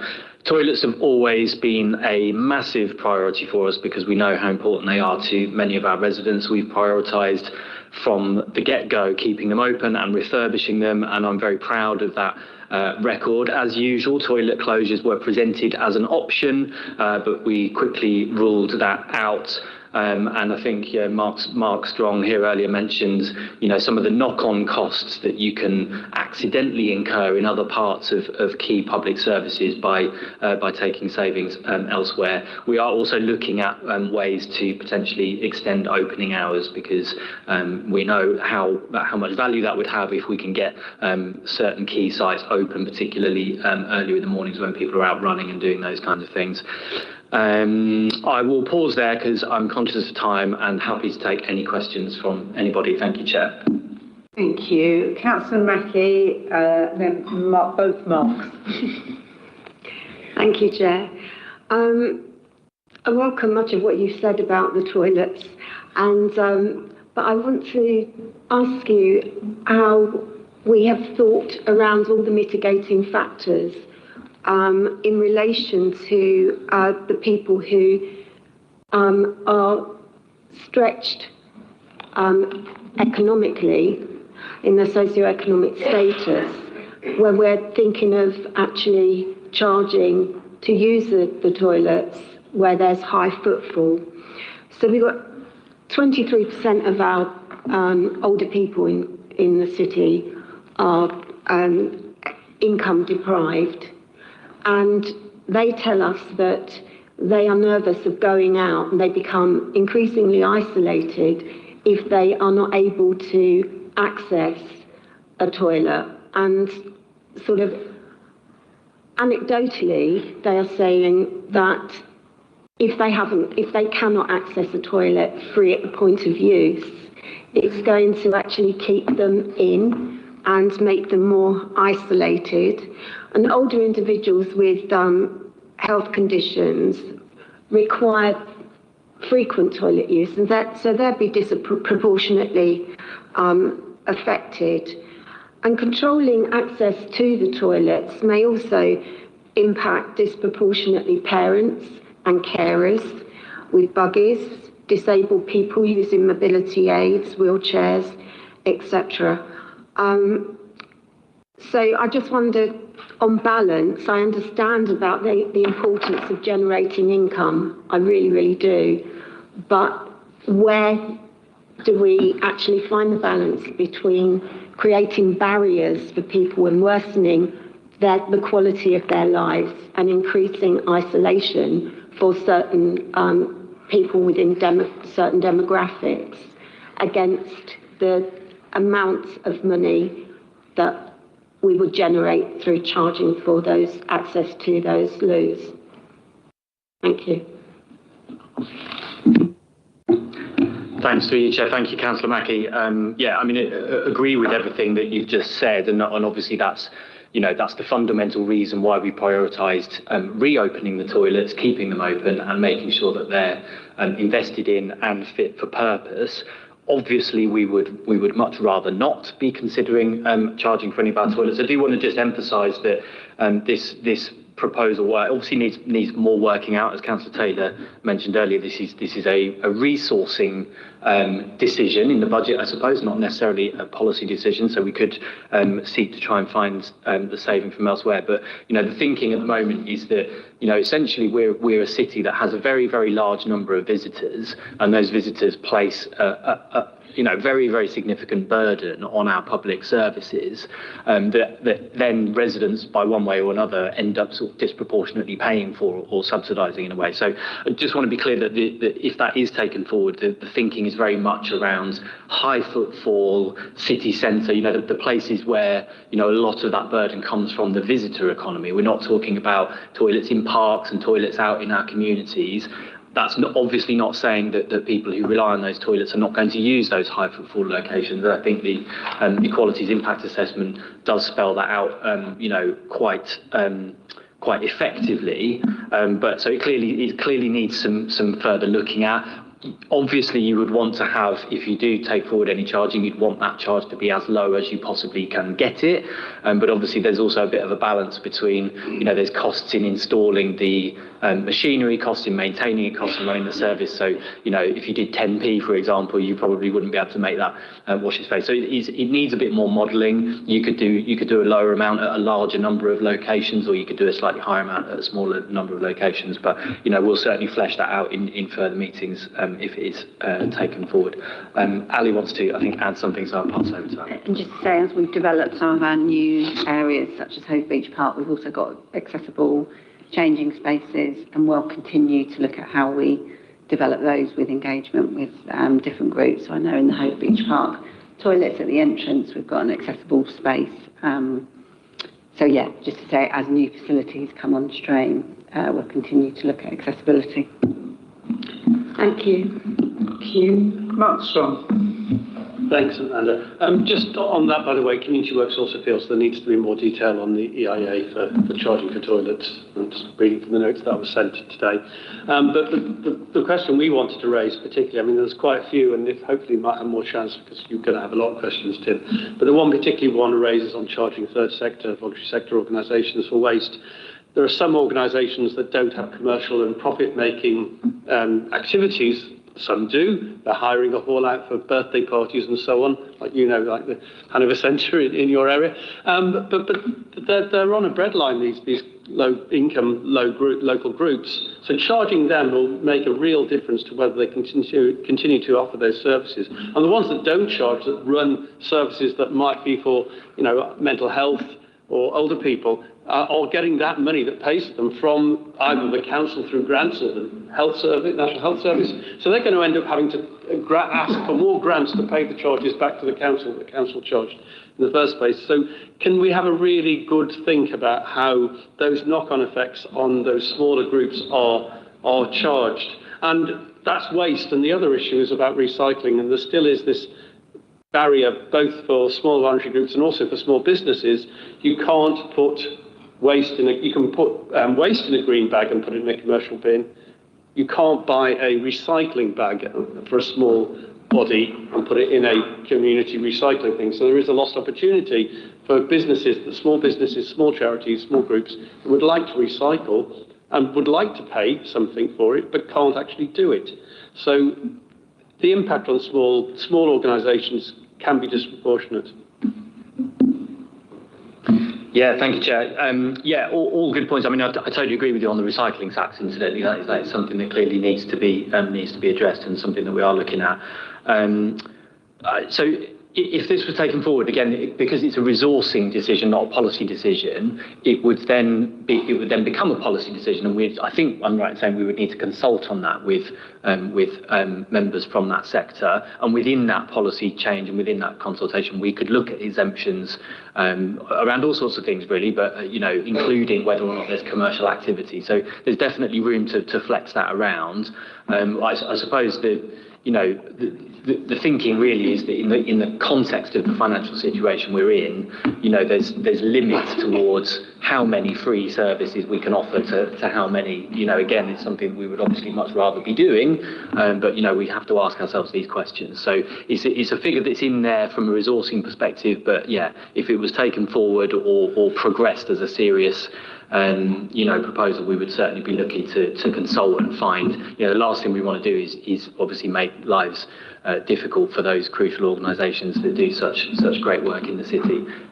Did you want to add anything? I'm pleased just to say the trade waste service has been mentioned, and we really do think, as Councillor Rokin said in his earlier presentation, that there are real opportunities around trade waste. So with all these resourcing decisions that are being made in the budget, we'll keep things under really close review, because some of the lines of income, potentially we can stretch further, so we'll keep it under really close review. And it's absolutely correct that we would change the policy to bring in this one, so we can definitely look at exemptions. Obviously, some third sector organisations are hugely bigger than others. There's a big variety out there, so we will definitely be looking at that in detail. Thank you. Councillor Murphy. Yeah, thank you, Chair. Mine are just about net zero. Talking about knock-on effects that the other Mark was saying, please don't close that community composting thing down, because of the food you would otherwise compost goes to landfill, it will make methane, and methane will blow our carbon budget, carbon emissions. But coming on to net zero, you've got points in here about getting value for money from energy water bills by looking at metering.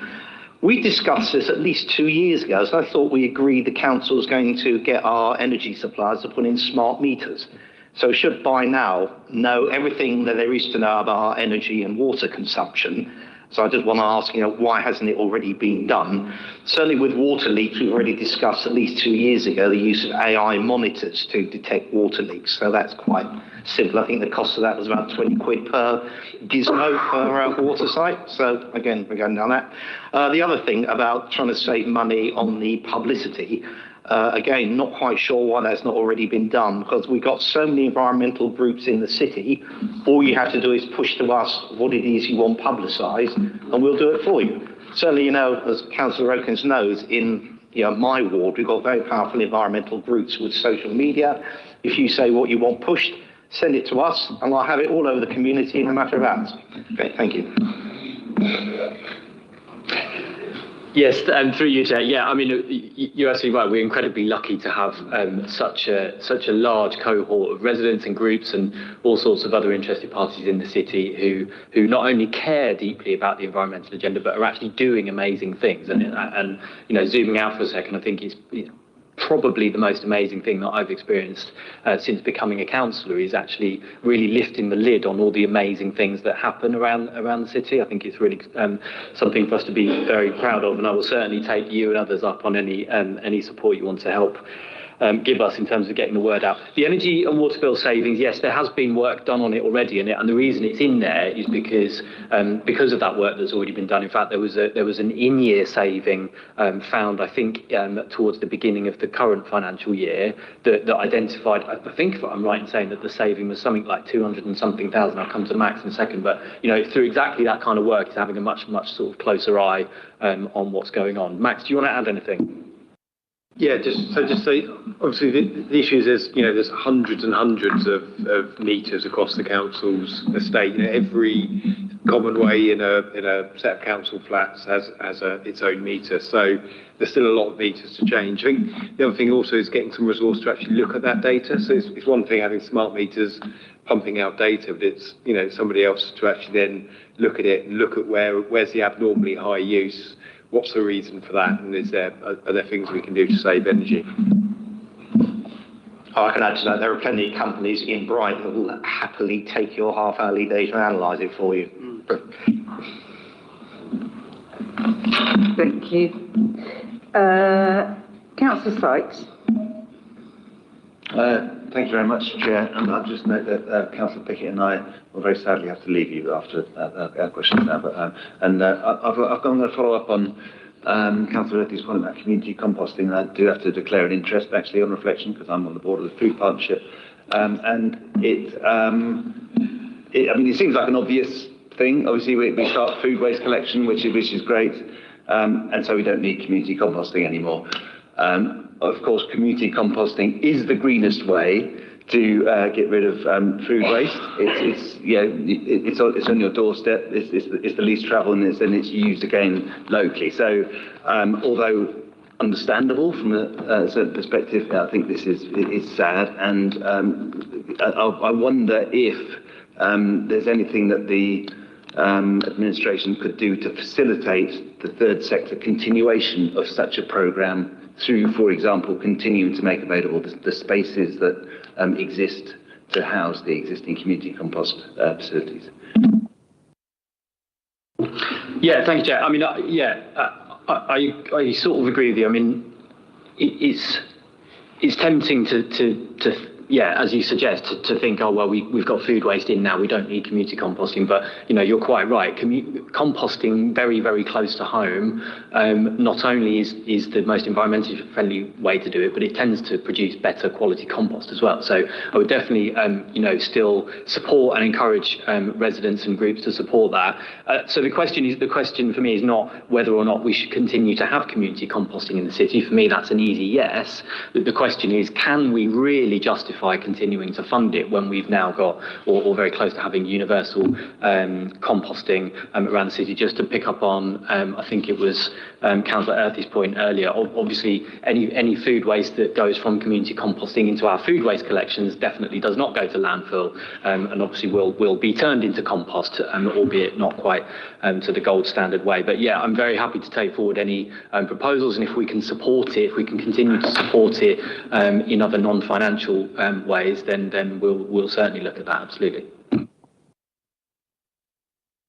Now, I did have Councillor Meadows next, but did you just say that you and Councillor Pickett are about to leave us? Can I bring in Councillor Pickett before you? Thank you. Thank you, Chair. My question is related to the fleet. It states that you intend to rationalise PPE and vehicle parts. I'm just slightly concerned that couldn't this potentially mean that mean that vehicles are unavailable due to lack of parts, and thus impact on the already struggling service? I'll pass to officers for specifics on that, but just just in broad terms, I can assure members of this committee and anyone watching this in the strongest possible terms that we will not be doing anything that will have a negative impact on the reliability of the fleet, because that is clearly something that is still problematic for us, and we won't be taking any risks with that. Do you want to add anything, Ali? Yeah, and that's just to emphasise that point, that we are looking at processes that are going to make parts much more readily available because of some of the types of vehicles we've got. The parts are actually, which are decisions, historic decisions that have been made, the parts are actually incredibly difficult to get hold of in terms of the supply chain and parts coming from other countries, etc. So definitely we're looking at solutions to improve that supply chain. This saving is more about our stock control systems. So as well as the parts for vehicles that we have to order, as we need them, we've got a stock of parts for vehicles that's got an old system. So this will be about much better stock control. And again, with PPE as well, we absolutely will not be reducing the use of PPE by staff, but we will just be having more effective oversight of the stock, what comes in, what goes out. Thank you. Councillor Meadows. Thank you, Chair. Just looking at the proposal to charge a fee for customers requesting bin replacements, there's a saving of 60,000 put against that. I mean, there's no prices in here of the cost for the bins, so you don't know whether you're going to get 60,000 bins sold across the city. Does the net costs around the income and the expenditure mean all the staff and admin is worth it? I just wonder, could this be a negative thing for the council to continue with? There are many people who ask for bins, but they don't expect to pay for them. Yeah, and you're right, obviously there's already a process for replacing bins, so much of the administrative and back-end process of doing that is already in place. I suppose the proposal to start charging for them would not really add significantly in terms of the administrative burden. It's again, most of these things are not ideal things to be taking forward, but I think it's reasonable, I think, to view bins as being the property of residents and therefore for residents to sort of be responsible for those. Obviously, if they're damaged or moved by council staff or whatever, then the charge wouldn't apply. But yeah, in terms of your question, it shouldn't really add any sort of significant additional cost to managing the administrative end of it. Thank you. I've got Mary Davies online. Thank you, Chair. I would like to address the charge for high footfall public toilets. Firstly, I endorse the comments made by Councillor Mackie, so I won't repeat those.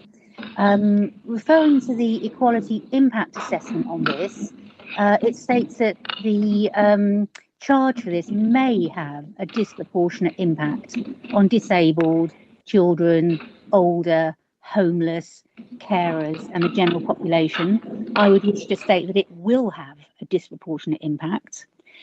And the argument appeared to be that the charges raised are intended for high footfall tourist places rather than an additional tax on residents, whereas the Older People's Council would prefer that all public toilets are free for use at point of access.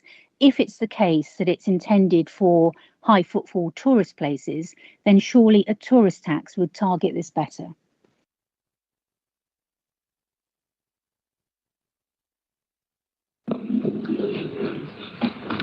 So just coming on that last part, Mary, which is, currently we don't have the powers of the local authority to do a tourist tax, but we understand that it's at some point in the legislative process to give those powers to regional government, and so we will have we know that the mayoral election has been delayed 2 years, but we will still have a mayoral authority that will be set up this year, and they could then in theory have those powers, and so they'd be applied at a Sussex level, but of course Brighton would be a very large contributor to the overall tourist numbers that the county of Sussex receive. And so in the horizon there is a possibility of getting effectively some income from a tourist tax or a tourist levy. That doesn't mean that in the interim we don't need to sort of explore models for generating income, of which this is one small element. And look, on toilets, we'd prefer to not even have to explore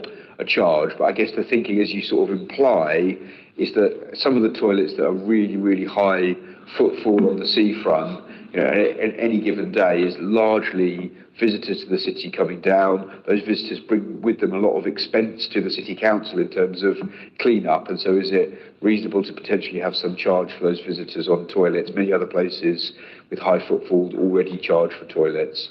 Councillor Roke, is there anything else on the toilets element? No, other than to say it is, it's not uncommon in other places, certainly in Europe, but including in this country as well, that have a lot of visitors. I think many of York's city centre toilets do, various places in the Cotswolds and Cornwall, places that have a lot of visitors that really place a sort of disproportionate burden on services versus the sort of council tax base. I totally agree with you. Longer term, we hope that we will get the powers and the ability to levy some kind of tourist tax. I mean, even if you just did a little bit, £1 per night on each of those 11 million visitors that visit the city each year would go an awful long way. But yeah, in the meantime, we have to look at options like this. And as I said earlier, we'll sort of bring forward more details of what sites and how much and all of that stuff in due course. Thank you. Councillor Fowler. Yeah, so I think it's quite a good thing to introduce a charge for a Christmas tree, because I was looking around on the internet trying to find someone to take my Christmas tree, but a kind neighbour had a brown bin. Said, "Oh yeah, you can put it in my brown bins," which I did. So I just wondered, will that be an increased charge? Will they then have to pay for it, or is it, if you've got your brown bin, will they have to pay? Or is this going to be a completely new service that we're going to be asking for? Because I think that would be great. I'd be happy to pay for someone to take my tree, so that will drag it up the hill. So thank you.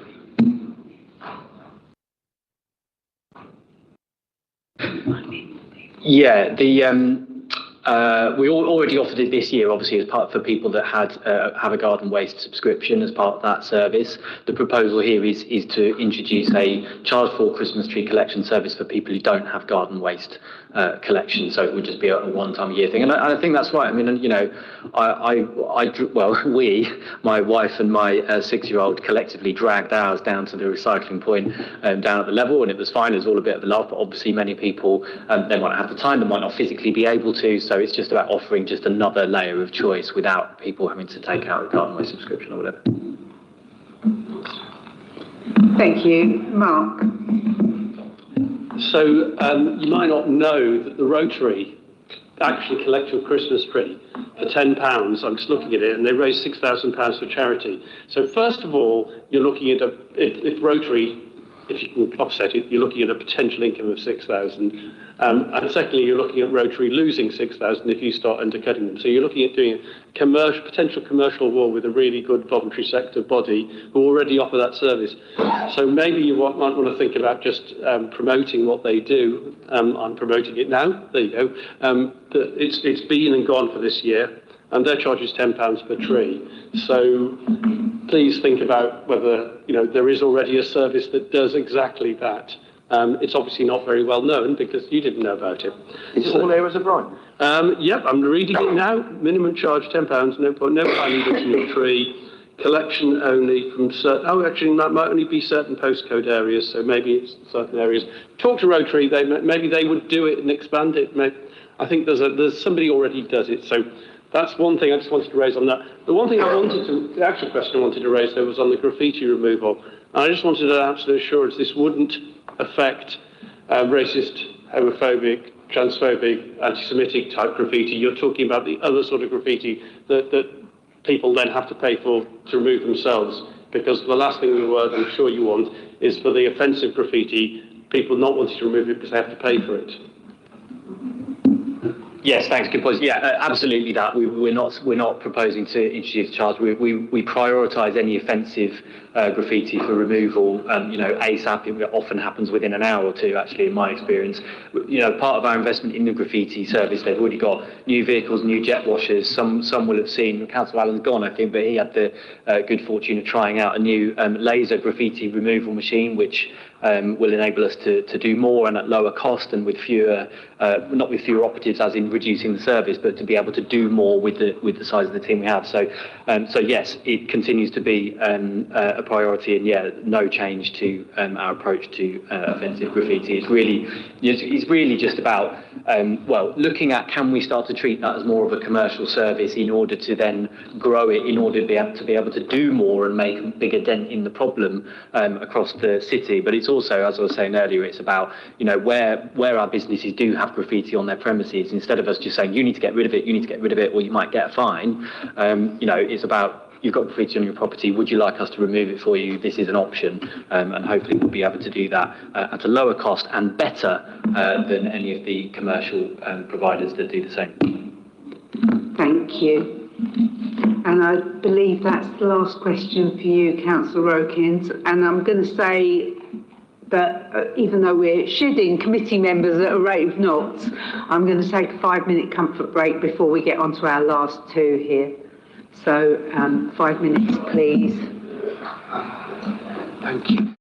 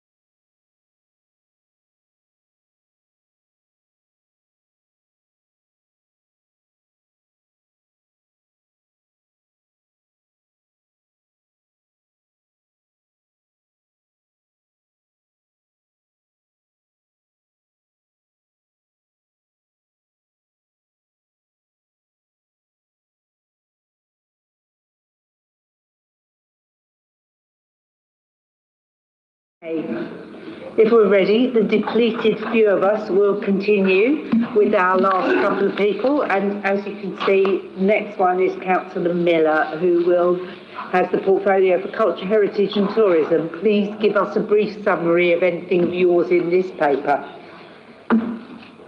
Please just, no, it's going, my laptop has been decided to randomly update itself, but I believe I am back in, give me 10 seconds. The email I need with, yes, that's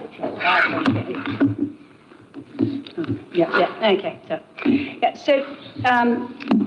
The overall approach across culture, heritage and tourism is to focus on being much more efficient and a much more especially commercial council. We have a lot of very, very undervalued resources, and so we are broadening the offer. We're ensuring that we actually make the best of the wonderful assets which the city has. So the most recent evidence of that is that we've just appointed a commercial executive, and his first task will actually be to make up the £70,000 subsidy which Volks Railway has been receiving, and to actually use the Volks Railway in such a way that actually we can cover those costs. It's a very, very exciting offer. We sold out Santa. We had a couple of Santa Claus days, of course, train rides, completely sold out. So there's a lot of potential there. There's interest for weddings. There's interest for a lot of events, and a generally broader and stronger offer. The Brighton Centre is being commercialised. It has suffered from a lack of a VIP offer, and it is basically the profit in the centre, for instance, conferences. The real profit is in the food and beverage offer. And obviously, if people are in seats, they will not be consuming like people who are in VIP boxes and actually are able to eat and drink throughout the show.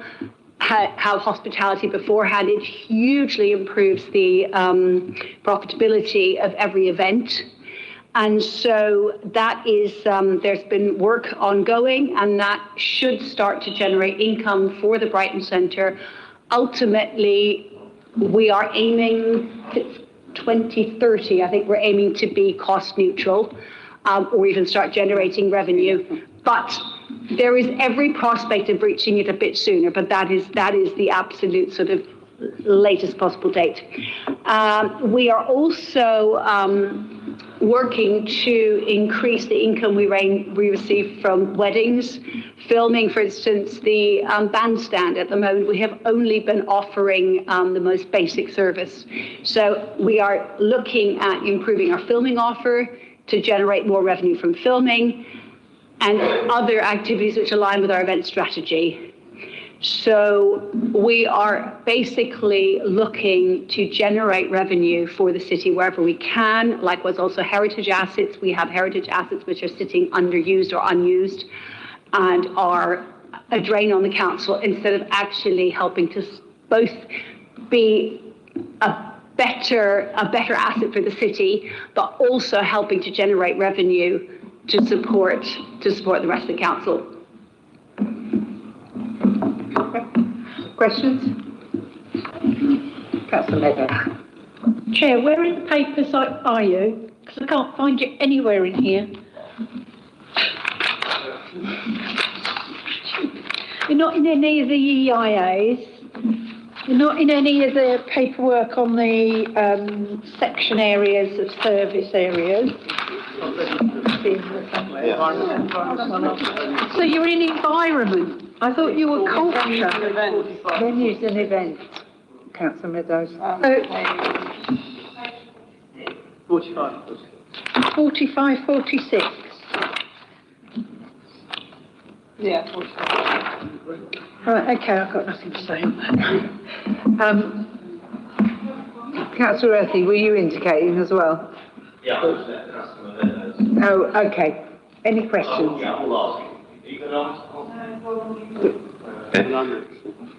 Oh, you must.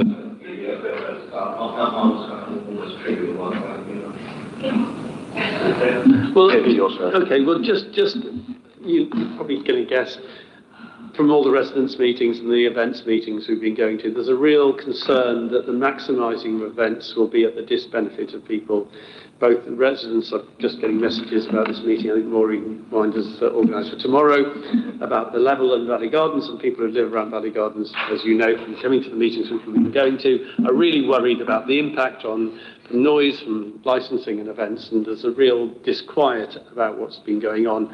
I've raised it with Councillor Evans about the fact we're not going to get the strategy, the revised strategy back for scrutiny. It's just going to, because we scrutinised it before, we're just going to get it, so there's a feeling that we're just not going to, it's just going to go through, we haven't got a chance. And there's a real worry that essentially the income side is trumping everything else. I know that that's an important side of things. And, we know from Ian Bird that they're trying to do it. But there is, you've got to just acknowledge there is a real local groups and local people are really worried about how their quality of life is affected. Thank you for raising that, Mark. And I know you've been to quite a lot of my event engagement meetings. We are actually, for instance, on Valley Gardens, we are actually reducing, with the new licensing rules, we're actually reducing the amount of hours that the events will be able to be held in certain parts. So at the very southern end, where residences are furthest away, and where there really hasn't been historically there hasn't been a lot of problem with noise, that is remaining, and that will have the current licensing hours. But as you go northwards along Valley Gardens, we're applying for a much reduced license. And I know people are terrified it's going to be worse. It's actually going to be much shorter, because I basically looked at it when I realized last year that we were hosting things like the Spiegel Gardens in what is basically a residential area. And I completely understand residents' concerns around that. So we are listening to residents, and I hope that after the next season, they will actually be feeling much reassured about the offer. So it's more targeted. For instance, there's one area which will only be able to host daytime events, because of the vicinity, the narrowness of the space, and the proximity to housing. So we are taking that into account. That is actually not where we're looking to increase revenue. Where we're looking to increase revenue is through filming and weddings, and it is that kind of event. And although it doesn't sit with me, for instance, I know that one of the things that is being increased is the offer for memorials. So we are looking at generating revenue from that kind of event, not from, for instance, from memorials. So that we're offering more packages, so likewise with weddings, so that actually we are doing more than just hosting a very small service, so we're actually able to generate revenue from that, because that, again, is an underused resource. So this is not about increasing numbers of concerts or theatre events or circus. This is actually, or fairs, this is actually about increasing the kind of life events and filming, because we do underperform for filming. And so there are parts of the country where they offer a better service to producers and production companies, and they generate a lot of income from filming, which we don't currently, because it's a fairly cumbersome process. So we're looking to streamline that and make that a more attractive offer for companies, because we know we've got a fabulous city. It's a wonderful backdrop. But if it's really, really difficult to film here, they'll go elsewhere. Oh, and I just wanted to come in specifically on the point about scrutiny on the strategy. So when the strategy comes forward to Cabinet, what you see in it is the feedback from scrutiny embedded into the strategy, and it's under the tagline of an event programme to enhance nature, culture and healthy lives. And there are 8 aims under the strategy, and I think in some of those you will really see the feedback from scrutiny embedded. So we've done extensive consultation, and scrutiny was a really important part of that. Thank you. Can I just add in just one quick point, which is I also talked to plenty of residents raising the same thing that you're talking about, Mark, the impact of events in certain areas. I think one thing is absolutely not to dismiss those, because as Councillor Miller says, we've got to engage that. We've got to make sure the events programme works for the city of residents who live here. Just one thing to say is that we probably don't hear that often from the set of people in the city who like the city's events programme, and there are a lot of people who live in the city, and one of the reasons they live in the city is they like Pride, and they like the concerts on the seafront, and they like the vibrant events in the centre of town, sometimes in the summer. It's one of the reasons I like living in Brighton, and one of the reasons my friends come and visit, and one of the reasons lots of people I know live in Brighton. And in many ways, as I mentioned earlier, in terms of commercial income, but not really commercial income, there's loads of cities in England of a similar size of us who would love to have the sort of vibrancy of the events that we have in our city. So I think we have got to balance all of those things. I'm just chucking it in there that perhaps sometimes we don't necessarily hear from people who really do appreciate the culture and vibrancy of the city, of which events are one part of it. I'm just on that point. I'm representing, like you are for councillors and residents, I'm representing the voluntary groups, and the voluntary groups put their feedback into Community Works, and they put it to me, and I put it to you. We don't have voluntary groups that say we want to have more events, and we don't really, I think maybe we should be trying to get more arts events, but we don't. Art groups joining us to put those things back. So I'm going back from my constituency, if you like, and reflecting what they say. As I was saying before, I do have to agree with Councillor Taylor. At most recent statistics, 79% of people in a recent survey, commercial survey, stated they liked our events programme and they valued about the city, and these are residents of the city. But we're not looking to increase those events. We are looking to increase income from filming and live events, where we are currently not generating enough revenue. So this is not about more concerts, this is not about more circus, this is not about more dance events or whatever it is. This is the increased revenue is actually coming from things like creating a package for weddings. So that rather than just generating the actual registrar's fee and a small rental for the bandstand, we can actually generate some income from that. Thank you. And before I bring in Councillor Earthy, I'm just going to say that, Mark, I've agreed with you when we've scrutinised event strategy in the past that events can be, much as they are wonderful for lots of people and visitors, they can be a pain for residents, the endless events. And many of us have some complaints about certain kinds of events in particular, but I do think it's a point well made what Councillor Taylor said, and I completely agree with it, that I also, as a resident, on the other hand, really enjoy all the events that we have, or many of the events that we have, so I think it's a well-made point. But anyway, I'll bring in Councillor Earthy. Yeah, thank you, Chair. I just want to come back on some underused assets. What can we do to improve the Volks Railway? Because when I was a wee lad, Black Rock was a destination in its own right. Now it's a concrete wilderness. And quite often when I'm walking around there, the two most frequent questions I get asked around the area are you a local and where am I?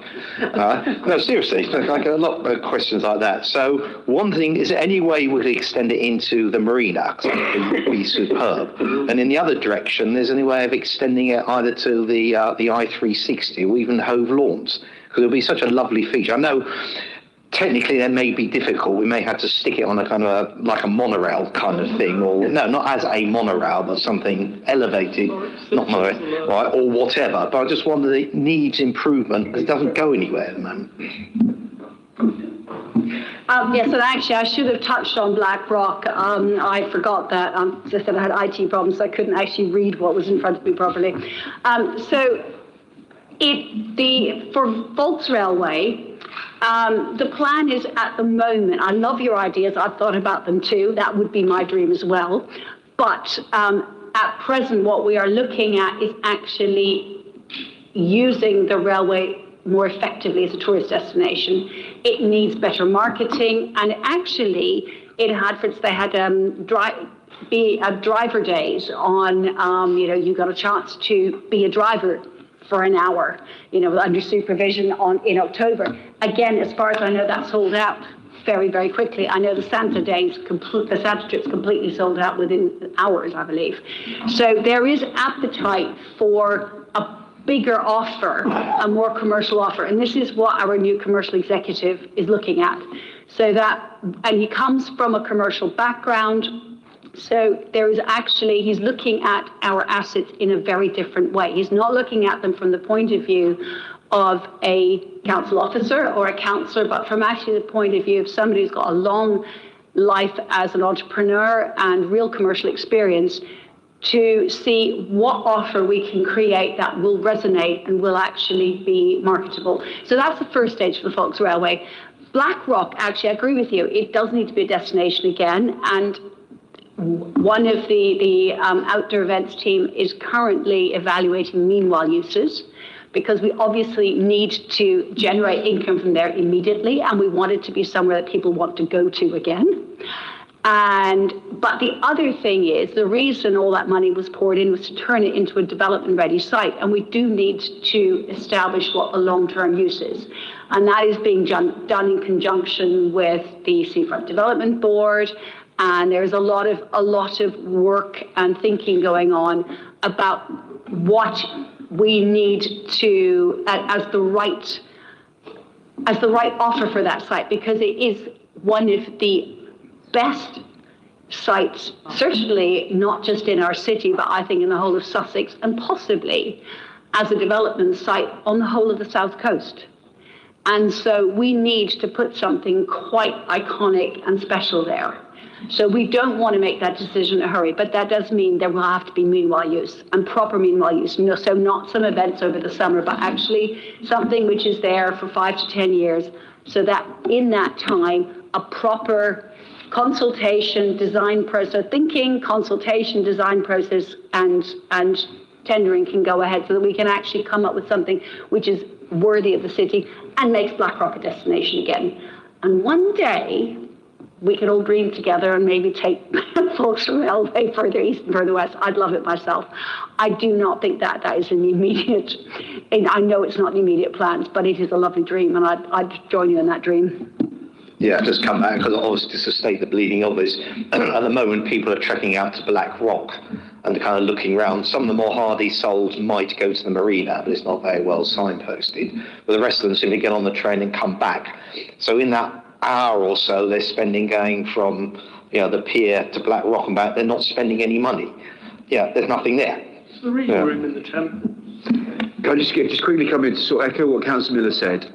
So my view has been for a little while that the biggest future opportunity that this city has in terms of built environment, leisure, destination is our eastern seafront. That's the big bit that we have yet to unlock and need to unlock. And there's a few connected pieces that you've touched upon. Madeira Terrace is obviously a very large element of it. We're doing the first stage of renovation. We've got to figure out how we do the second and third stages of renovation. But what you're pointing out is absolutely correct, is that those terraces were built for Victorian promenading, or promenading, however you want to pronounce it. And at the moment go to end at an area after the Concorde where there isn't a huge amount. We've now got Reading Room and Temple, which are fantastic new cafe and restaurant facilities, but Black Rock is empty. So there is a period in the future, I believe we will get to it. We've got to figure out the way to get there, and that's what the Seafront Development Board are working on, is that whole stretch is a destination in itself, that Madeira Terraces become a destination in itself, perhaps something like the Highline Park in New York, where the walking of the terraces with gardens is an attraction in itself, that then gets you to Black Rock, which is an attraction in itself, and then Reading Room and then onto the marina, and that will make the Volks Railway, but also the whole walking stretch, much more relevant and an attraction in itself. That's the vision I think we've got to aspire to as a city. Thank you. And can I add to that, just so that you're aware, Councillor Earthy, that the whole Seafront Development Board piece is coming for a bit of pre-scrutiny. So if you've got ideas about it, it's coming to Place Committee at the March meeting. So, if you've got ideas you want to put forward, that's where to do it. Thank you, and I think that's it for Councillor Miller, so thank you very much, Birgit, for your time. And finally, we have reached the last councillor, Councillor Newton, who actually, I believe, has far more of his portfolio things in the next scrutiny meeting than he does in this one.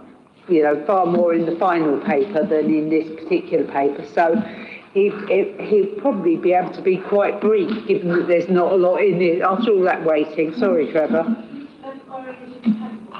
Sorry?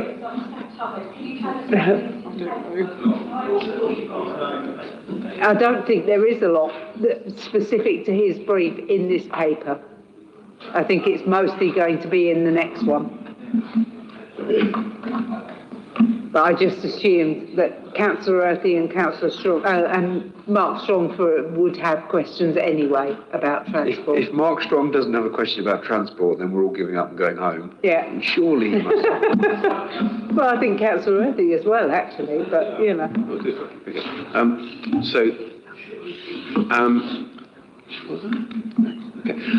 Thank you, Chair. Thank you, members of the committee.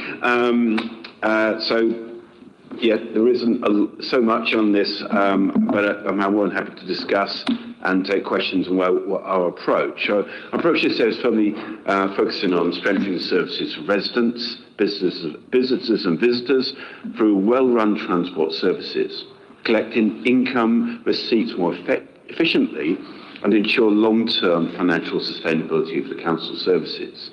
A significant part of this strategy is the ongoing effectiveness of our parking services.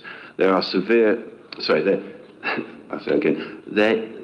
they are there to serve residents of the city, including our investment in a new parking website to move residential parking permits renewals online, opening the door for modernisation, efficiency and initiatives to support more efficient and customer-friendly services. These efficiencies will enable both savings and secure income due. For example, moving residents' parking permits online removes the growing hazard of paper permit fraud, ensuring income is to the council and not to criminals. Beyond the parking review, there are several key proposals underway. As reported in December, we're exploring how to maximise advertising income through assets such as bus shelters, with a budget contribution, and the savings here, of additional £200,000 included. Looking ahead to 26-27, a further set of proposals is in development, expanding paid parking bays within light touch zones to better accommodate visitors without affecting current permit schemes. It's particularly important to enable residents and visitors to access public amenities such as Hove Beach Park and Hove Park, and local businesses and community groups too often blighted in light touch zones. Implementing and consulting on new permit zones where residents have called for them, including South Hollandine, which is nearly there, the Neville area of Hove, including Neville Road, Neville Avenue, the Orchards, Court Farm Road and beyond, and the Rail Park area of Portslade. Address discrepancies and outliers within the parking zones, and to review outcomes from public engagements on the proposed Red Route Western Road and developing and implementing the Red Route wider strategy for the city. And finally, our long-term initiatives include exploring lane rental schemes, developing Traffic Management Act powers for wider enforcement through CCTV, initially for school street schemes, but looking ahead to consult on other road safety improvements, and expanding our EV public charging network with improved charging infrastructure and options. So we've got some purposeful enhancements of city financial for our city's financial resilience, with a broad aim to improve fairness and accessibility, support economic growth, restore the basics, and advance our environmental ambitions. From a transport and city infrastructure perspective, I'm more than happy to take some questions. Thank you. Mark Strong.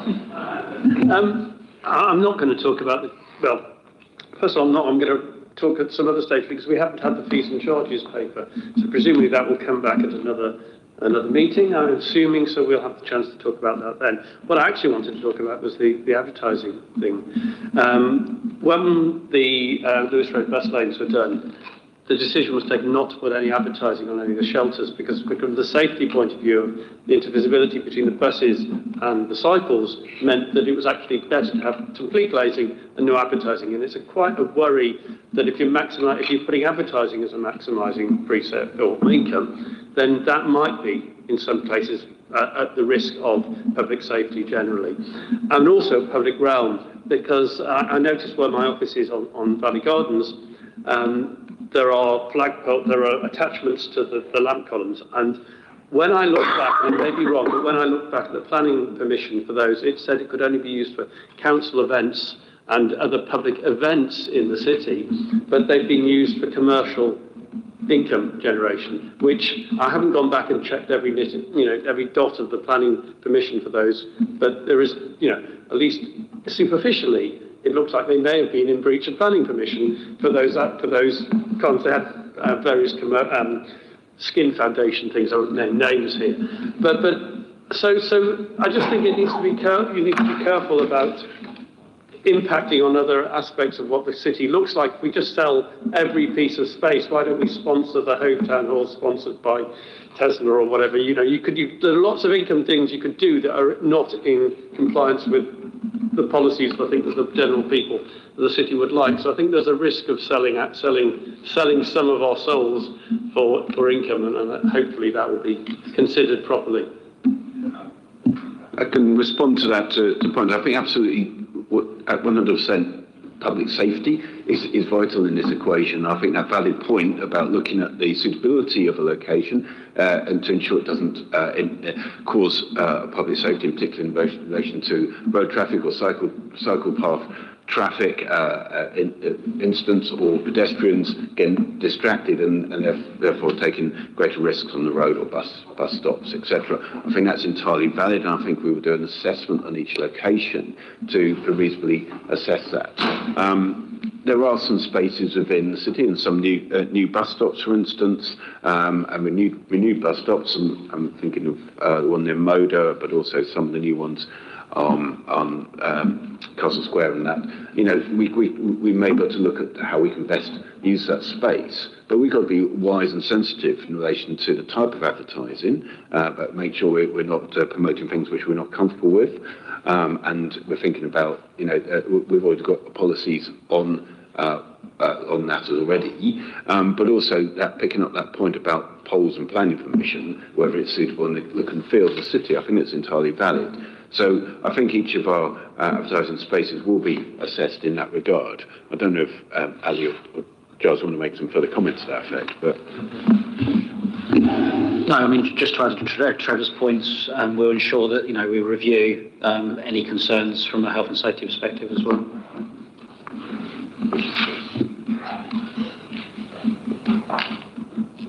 Councillor Earthy. Question, is it appropriate here to talk about pothole budget, or was that out of scope of today?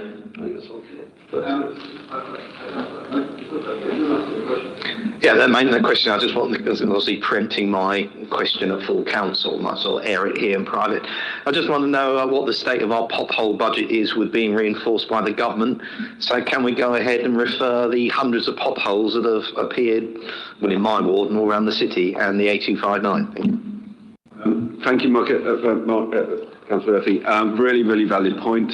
I'm actually, we're bringing a paper to Cabinet, I don't know if it's in March, setting out the next year's programme. We've actually been very encouraged by the government. They're giving us strong heads up that we've got actually slightly bit of an uplift from this past year. I think it's 8.7 million, but I'll check that. I'll double check that on record. And what is also encouraging from the government, we've actually got a 4-year settlement on our highways maintenance budget, which actually enables us to get more done. This past financial year, this current financial year, sorry, we've had an from the previous financial year, And that's been really, really helpful. So we do have a backlog on our highways maintenance, and that is causing potholes, an expression of a failure of a road. And and we don't keep the maintenance up, we get to the end point of a pothole. It's a very bad place. And so over the last 15 years or so, 14, 15 years, we've seen a decline in our grant funding, and as a consequence, we've not been able to keep up with the maintenance, and we actually generally have a backlog. Very pleased with this financial year uplift. We started to tackle that backlog, and with that continuation of that funding level, we will continue to tackle the backlog. We know there's a pothole challenge. We are getting on and fixing those potholes, resurfacing roads and treating roads to avoid those potholes developing. And we're doing more with the more money we've got. Thank you. We might have run out of questions for this particular session. So, with that, I'm going to go to the recommendations. We were going to have a recommendation to add on the basis of a question that was asked earlier by Mary Davies from the Older People's Council, but I think with the departure of Councillor Meadows, we're not actually quora in councillor terms. No, you're quora. You've got four. Yeah. It's four enough? Yeah. Oh, in which case, I'm going to invite Councillor Mackie to add to the recommendations that we've got in front of us. Thank you, Chair. This recommendation is, we strongly recommend that the equalities assessments relating to parking at parks and charging for toilets are revised to accurately reflect the impact of proposals to groups with protected characteristics, particularly older people, and the many which intersect, for example, those with disabilities and socioeconomic deprivation. And we'd like the mitigating actions to be cited. Thank you. Thank you. Well, if the four of us councillors that are left agree to that, then there will be that bit of the recommendation. And we are also in the paper asked just to note the General Fund Draft Budget and Resources Update 26-27 29-30 and make comments or recommendations on these proposals to Cabinet if we choose. So are we agreed on both the bit given by Councillor Mackie and... Yeah? Can you take recommendations from all? Yeah. We did ask people to submit in advance, but I am, as chair, happy to... Yeah, we're not going to you, sorry. Yeah, so, sorry?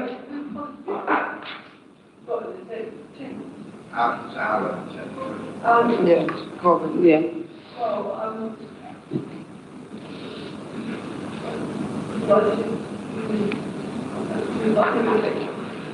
No, I know, but it's basically whether we want to make the recommendation that Cabinet consider that. We don't need Alan for that. No. So, but I think Mark wants to make another recommendation, do you? Yeah, but I'm making this up as I go along, and I haven't had time to write it. No, the recommendation, and I hope Councillor Taylor agrees with me, so I really would like a recommendation when we look at this reserve fund and the criticality of the level that it is, have that thoroughly reviewed, and are we really, really happy to take the £1 million out of it? That's probably gibberish, but you know what I'm trying to get. The recommendation would have to just be that the committee recommends that the Cabinet consider that. Yeah, a thorough review of those. We're not calling to doubt your competence, but just to make sure we get our story straight when it all goes, our memories up. I'm sure Councillor Taylor would be happy for us to make that recommendation. Yeah, he's nodding. So do the other few of us agree that recommendation as well? That the Cabinet look at that, yeah, just that they consider it, not that we scrutinise it all over again, that they review it. Yeah.